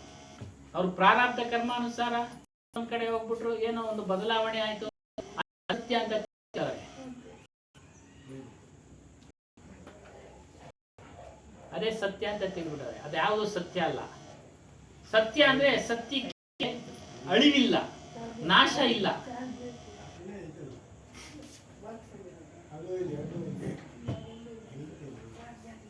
ಅದು ಸತ್ಯ. ಅವೆಲ್ಲ ಸತ್ಯ ಅಲ್ಲ. ಏನೋ ಬದಲಾವಣೆ ಆಗ್ಬಿಟ್ರೆ ಅದು ಸತ್ಯ ಅಲ್ಲ. ನಾನು ಅನ್ಕೊಂಡಿದ್ದ ಕೆಲಸ ಆಗ್ಬಿಟ್ರೆ ಅದು ಸತ್ಯ ಅಲ್ಲ. ಅದೊಂದು ಮಹಿಮೆ. ಆ ಕೆಲಸ ಶಾಶ್ವತವಾಗಿರುತ್ತಾ? ಇಲ್ಲ, ಶಾಶ್ವತವಾಗಿ ಇರೋದಿಲ್ಲ. ಉದಾಹರಣೆಗೆ ಎಲ್ಲೋ ಒಂದ್ ಕಡೆ ಹೋಗ್ಬಿಟ್ರು, ಮಕ್ಕಳಾಗಿಲ್ಲ, ಮಕ್ಕಳಾಗೋಯ್ತು. ಆ ಮಗು ಶಾಶ್ವತವಾಗಿರ್ತಾನ? ಪ್ರಪಂಚ ಇರೋಷ್ಟು ದಿನ ಇರ್ತಾನ? ಇಲ್ಲ. ಅದು ವ್ಯವಸ್ಥೆ ಸರೋಗಿದೆ, ಅವ್ಯವಸ್ಥೆ ಆಗಿತ್ತು, ವ್ಯವಸ್ಥೆ ಸರಿ ಹೋಗಿದೆ ಅಷ್ಟೇ. ಅದು ಸತ್ಯ ಅಲ್ಲ. ಸತ್ಯ ಅಂದ್ರೆ 3 ಕಾಲಗಳಲ್ಲಿ, 3 ಅವಸ್ಥೆಗಳಲ್ಲಿ ಇರುವಂತದ್ದು ಸತ್ಯ. ಭೂತ, ಭವಿಷ್ಯತ್, ವರ್ತಮಾನ ಕಾಲಗಳಲ್ಲಿ ಇರುವಂತದ್ದು. ಸ್ವಪ್ನ, ಸುಷುಪ್ತಾವಸ್ಥೆ, ಜಾಗೃತಾವಸ್ಥೆಯಲ್ಲಿ ಇರುವಂತದ್ದು ಸತ್ಯ. ಕೆಲವರು ಗೊತ್ತಿಲ್ಲ ಸತ್ಯದ ವಿಚಾರ, ಸತ್ಯದ ಶಬ್ದದ ಅರಿವು ಗೊತ್ತಿಲ್ಲ, ವಿಚಾರ ಗೊತ್ತಿಲ್ಲ. ಓ, ಸತ್ಯ ಆಯ್ತಪ್ಪ, ಅಲ್ಲಿ ಸತ್ಯ ಆಯ್ತೆ ಅಂತ ಹೋಗ್ಬಿಡ್ತಾರೆ. ಅದೇ ಭ್ರಮೆ. ಆ ಭ್ರಮೆಯ ಶಬ್ದಗಳು ಜಾಸ್ತಿ ಇದಾವೆ ಪ್ರಪಂಚದಲ್ಲಿ. ಸ್ವರೂಪ ಜ್ಞಾನದ ಶಬ್ದಗಳು ಅತ್ಯಂತ ಕಡಿಮೆ. ನೋಡಿ, ಹೇಳ್ತಾರೆ ಅತ್ಯಂತ ಕಮ್ಮಿ, ಅತ್ಯಂತ ಕಡಿಮೆ. ಆದ್ದರಿಂದಲೇ ಮನುಷ್ಯ ಭ್ರಾಂತಿಯ ಧಾರೆಗಳಲ್ಲಿ ನಿರಂತರವಾಗಿ ಹರಿದು ಹೋಗ್ತಾ ಇದ್ದಾನೆ. ನಿರಂತರವಾಗಿ ಅದ್ರ ಜೊತೆ ಹೋಗ್ತಾ ಇದ್ದಾನೆ ಭ್ರಮೆಯ ಶಬ್ದಗಳಲ್ಲಿ.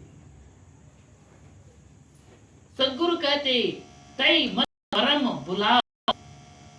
ಜೀವನು, ಮನುಷ್ಯನು ಭ್ರಮಿತನಾಗಿ ತನ್ನ ಸ್ವರೂಪವನ್ನ ಮರೀತಾ ಇದ್ದಾನೆ.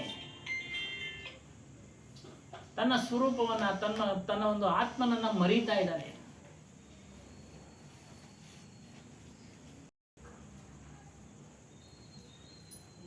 ಸ್ವರೂಪದ ಮರುವೆಯಿಂದ ಕಾರಣದಿಂದಾಗಿ ಹೊರಗಿನ ಮಾತುಗಳಿಗೆ ಭ್ರಮೆಗೆ ಒಳಪಡ್ತಾ ಇದ್ದಾನೆ. ನಾವ್ಯಾರು ಭ್ರಮೆಗೆ ಒಳಪಡಲ್ಲ. ಯಾರು ಕಬೀರ್ ಜ್ಞಾನವನ್ನ ತಿಳಿದಿರ್ತಾರೋ, ಪಾರಕಿ ಜ್ಞಾನವನ್ನ ತಿಳಿದಿರ್ತಾರೋ, ಭ್ರಮೆಯ ಮಾತುಗಳಿಗೆ ಒಳಪಡೋದಿಲ್ಲ. ಆಗಲೇ ಹೇಳ್ದಂಗೆ ಇವರು ವಿಚಾರ ಮಾಡೋ ಶಕ್ತಿ ಬರುತ್ತೆ ನಮ್ಗೆ. ಏನಾದ್ರೂ ವಿಷಯ ಹೇಳಿದ್ರೆ ವಿಮರ್ಶೆ ಮಾಡೋ ಶಕ್ತಿ ಬಂದ್ಬಿಡುತ್ತೆ ನಮ್ಗೆ.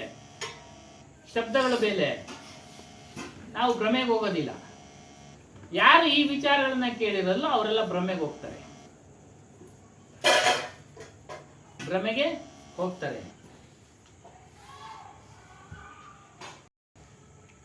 ಪ್ರಪಂಚದಲ್ಲಿ ಈ ರೀತಿಯ ಮಾತುಗಳು ಅಧಿಕತಂ ಜೋರ್ ಹೈ, ಸಾಕಷ್ಟು ಜೋರಾಗಿದೆ. ಏನೇನು ಆ ಮಾತುಗಳು ಅಂತಂದ್ರೆ, ನಾನು ತುಚ್ಛ, ನನ್ನ ಕೈನಲ್ಲಿ ಏನು ಆಗೋದಿಲ್ಲ, ನಾನು ಆ ಪರಮಾತ್ಮನ ಅಂಶ, ಈಶ್ವರನ ಅಂಶ, ವಿಷ್ಣುವಿನ ಅಂಶ, ಇನ್ನೊಂದು ಯಾವುದೋ ದೇವಿಯ ಅಂಶ.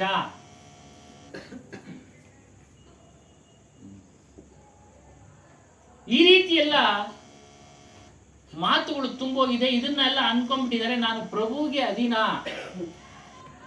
ಅವನು ಕುಣಿಸ್ತಾ ಇದ್ದಂಗೆ ನಾನು ಕುಣಿತಾ ಇದ್ದೀನಿ.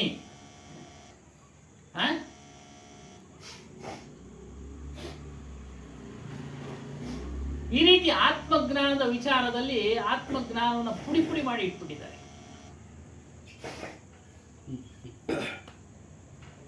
ಕೈಗೆ ಸಿಗ್ತಾ ಇಲ್ದಂಗೆ ಮಾಡಿ ಇಟ್ಬಿಟ್ಟಿದ್ದಾರೆ ತನ್ನ ಸ್ವರೂಪದ ವಿಚಾರವನ್ನ. ಬೇರೆ ಎಲ್ಲೂ ಹೇಳ ಸ್ವರೂಪದ ವಿಚಾರ ಸಾಕಷ್ಟು ಕಡಿಮೆ. ಎಲ್ಲ ದೇವಿ ದೇವತಾದಿಗಳ ವಿಚಾರ, ಆ ದೇವ್ರಿಗೆ ಆ ಕತೆ ಈ ಕತೆ, ಆ ರಾಜಂದು ಹಿಂಗಾಯ್ತು ಈ ರಾಜನ್ಗೆ ಹಿಂಗಾಯ್ತು, ಯಾರಿಗೋ 1000 ಜನ ಮಕ್ಕಳಾಗ್ಬಿಟ್ರು ಯಾವುದೋ ರಾಜನಿಗೆ. 1000 ಜನ ಮಕ್ಕಳಾಗೋದಕ್ಕೆ ಸಾಧ್ಯನಾ? ಯೋಚನೆ ಮಾಡಬೇಕು.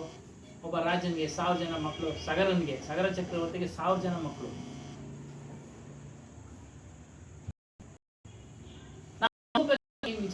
ಈ ಮಾತುಗಳನ್ನ ಇದೆಯಾ? ಆಗಾಗಿದ್ರೆ ಈಗ ಆಗ್ತಾ ಇಲ್ಲ ಅಲ್ವರಾ? ಇನ್ನೊಂದು 3 ವ್ಯವಸ್ಥೆಗಳಲ್ಲಿ ನಿರಂತರವಾಗಿ ಒಬ್ಬ ವ್ಯಕ್ತಿ ಇರ್ತಾನೆ, ಅವರೇ ತಾನೆ ಆತ್ಮಪುರುಷ ಚೇತನ. ಅವನಿಲ್ಲ ಅಂದ್ರೆ ಇಲ್ಲ. ಯಾವಾಗಲೂ ಸ್ವಾಮಿ, ಯಾವಾಗಲೂ ಇದ್ದಾನೆ ಚೈತನ್ಯ ಪುರುಷನು.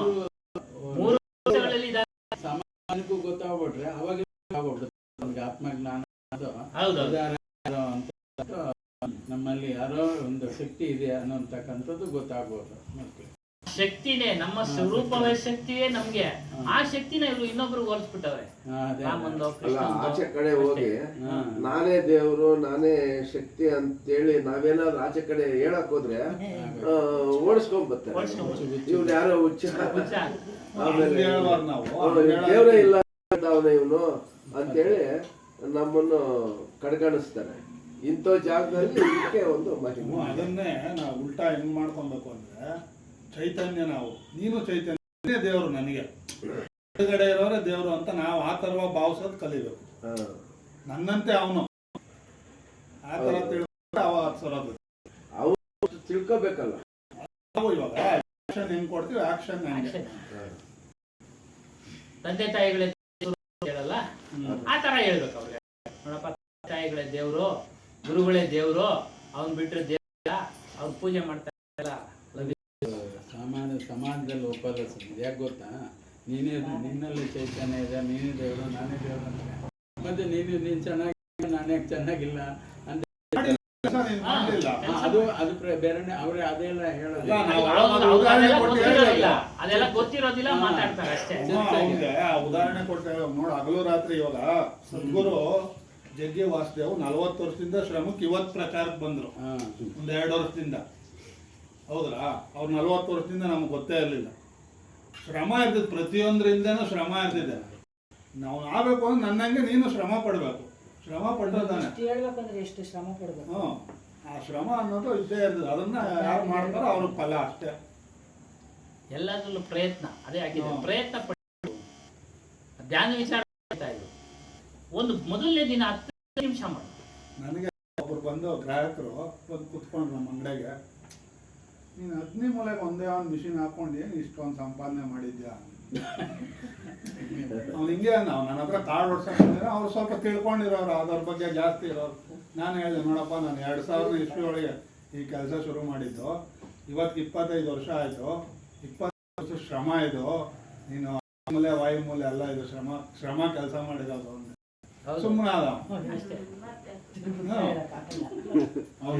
ಹಂಗೆ ಮಿಷಿನ್ ಹಾಕಿದ್ಯಾ, ಇಷ್ಟೆಲ್ಲ ಆಟ ಆಡ್ತಾ ಇದ್ದೀನಿ ನೀನು ಅಗ್ನಿ ಮುನಿಗಳು ಮಿಷಿನ್ ಹಾಕೊಂಡು ಅಂತ ಆಗ್ಬಾರ್ದು ಅಂತ ಅವ್ನು ಹೇಳಿದ್ರು. ವಾಸ್ತು ಪ್ರಕಾರ ಮಿಷಿನ್ ತೂಕ ಅಲ್ಲ, ಅಗ್ನಿ ಮೂಲೆ ತೂಕ ಹಾಕ್ಕೊಡ್ತಾರ. ಅಗ್ನಿ ಮೂಲೆ ತೂಕ ಹಾಕೋರು ಅಂತ ಅವ್ರು. ಅವಾಗ ಹೇಳಿಲ್ಲಪ್ಪ, ಹಗಲು ರಾತ್ರಿ ಶ್ರಮ ಪಟ್ಟ 25 ವರ್ಷ, ಇವತ್ತಿಗೆ 25 ವರ್ಷ ಆಯ್ತು. ಯಾರಾದ್ರೂ ಒಂದು ಕಾರ್ಡ್ ಬೇಕು ಅಂದ್ರು ನೀವು ಅದು ಹುಡುಕಿ ಮಾಡ್ಕೊಡ್ತೀರ. ಯಾಕಂದ್ರೆ ಕಷ್ಟ, ಅಷ್ಟು ಶ್ರಮ ಅದು ಗೊತ್ತಾಗೋದಿಲ್ಲ. ಅವ್ನಿಗೆ ಅದೇ ಹೇಳಿದೆ ಅವತ್ತು, ಅಷ್ಟು ಶ್ರಮ ಪಟ್ಟಿದ್ದೆ, ಸುಮ್ಮನೆ ಏನು ಬರಲಿಲ್ಲ. ಶ್ರಮ ಎಲ್ಲದಕ್ಕೂ ಶ್ರಮ ಆಗ್ಬೇಕು ಸರ್. ಶ್ರದ್ಧೆ, ತನ್ನ ಶ್ರಮ, ತಾನು ತಿಳಿಯೋಕೆ ಹಾ. ಶ್ರಮ ಹಾಕ್ಲೇಬೇಕು, ಇಲ್ಲ ಅಂದ್ರೆ ತಿಳಿಯಕ್ಕೆ ಸಾಧ್ಯ ಇಲ್ಲ. ಸುಮ್ಮನೆ ಹೇಳ್ಬೋದು ಬಾಯಿನಲ್ಲಿ ಅಷ್ಟೇ. ಶ್ರಮ ಅಂದ್ರೆ ಇನ್ನೇನಿಲ್ಲ, ಆಚರಣೆಗಳು. ನಮ್ಮ ಕೆಲಸ ಕಾಯಕದ ಮೇಲೆ ಕೈಲಾಸ, ಕಾಯಕವೇ ಕೈಲಾಸ, ಗಮನ.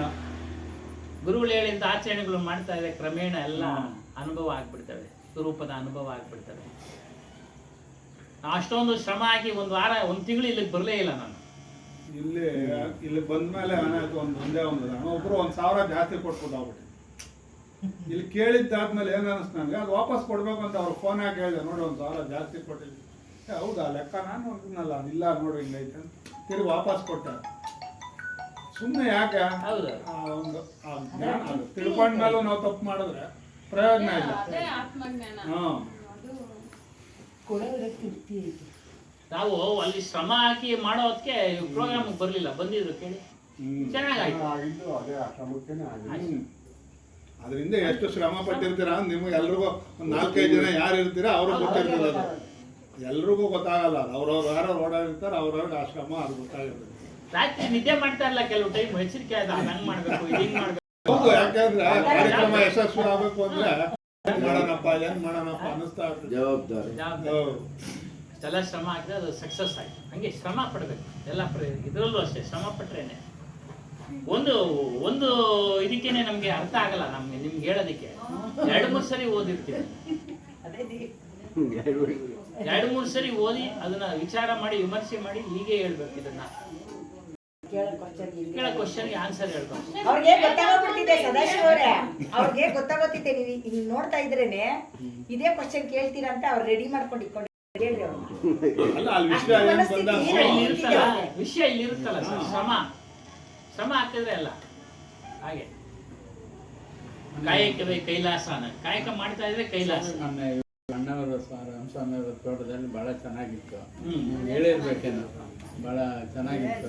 ಇವ್ರ ತಮ್ಮವರು ಡಾಕ್ಟರ್ ಅಂತ, ಅವರು ಇವರು ಬಹಳ ಬುದ್ಧಿವಂತರು. ಎಲ್ರಿಗೂ ಮಾತಾಡೋಕ್ಕೆ ಎಲ್ರಿಗೂ ಮಾತಾಡೋಕೆ ಕೊಟ್ಟರು, ಒಂದು 10 ನಿಮಿಷ ಮಾತಾಡಲಿ ಅಂತ ಹೇಳ್ಬಿಟ್ಟು. ಯಾಕೆ ಕುಟುಂಬದಲ್ಲೇನೋ ಅಂತ ಹೇಳ್ಬಿಟ್ಟು ಇವ್ರಿಗೂ ಡಾಕ್ಟ್ರಿಗೂ ಕೊಟ್ಟರು. ಒಂದಷ್ಟು ಡಾಕ್ಟ್ರಿಗೂ ಕೆಲವರು ಪ್ರಶ್ನೆಗಳು ಕೇಳಿದ್ರು. ನನ್ನ ಹತ್ರನೂ ನಾನು ಒಂದು 2-3 ಕೇಳಿದೆ.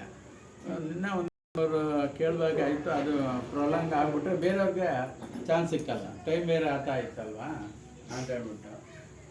ಅದು ಯಾವಾಗ ನಿಮ್ಮ ಹತ್ರ ಕೇಳ್ಬೇಕು ಸರ್, ಇವಾಗ ಬೇಡ, ಲೇಟ್ ಆಗುತ್ತೆ. ಕೇಳಿ ಸ್ವಾಮಿ, ಕೇಳಿ. ಇವಾಗ ಬೇಡ ಅದು. ಅಲ್ಲ, ಮನೇಲಿ ವಿಚಾರ ಹೇಳಿ ಸ್ವಲ್ಪ. ಇಲ್ಲಿ ಕತ್ಲು ಅಕ್ಷರಗಳು ಕಾಣ್ತಾ ಇದೆ. ಹೇಳಿ ಸ್ವಾಮಿ, ನೀವೇ ಒಂದು 10 ನಿಮಿಷ, ಇನ್ನೊಂದು 10 ನಿಮಿಷ ಹೇಳ್ಬಿಡಿ, ಮುಗಿಸ್ಬಿಡ. ಸರಿ ಇಲ್ವಾ? ಅಲ್ಲಿ ಕತ್ಲು ಕಾಣಲ್ಲ ವಿಚಾರ.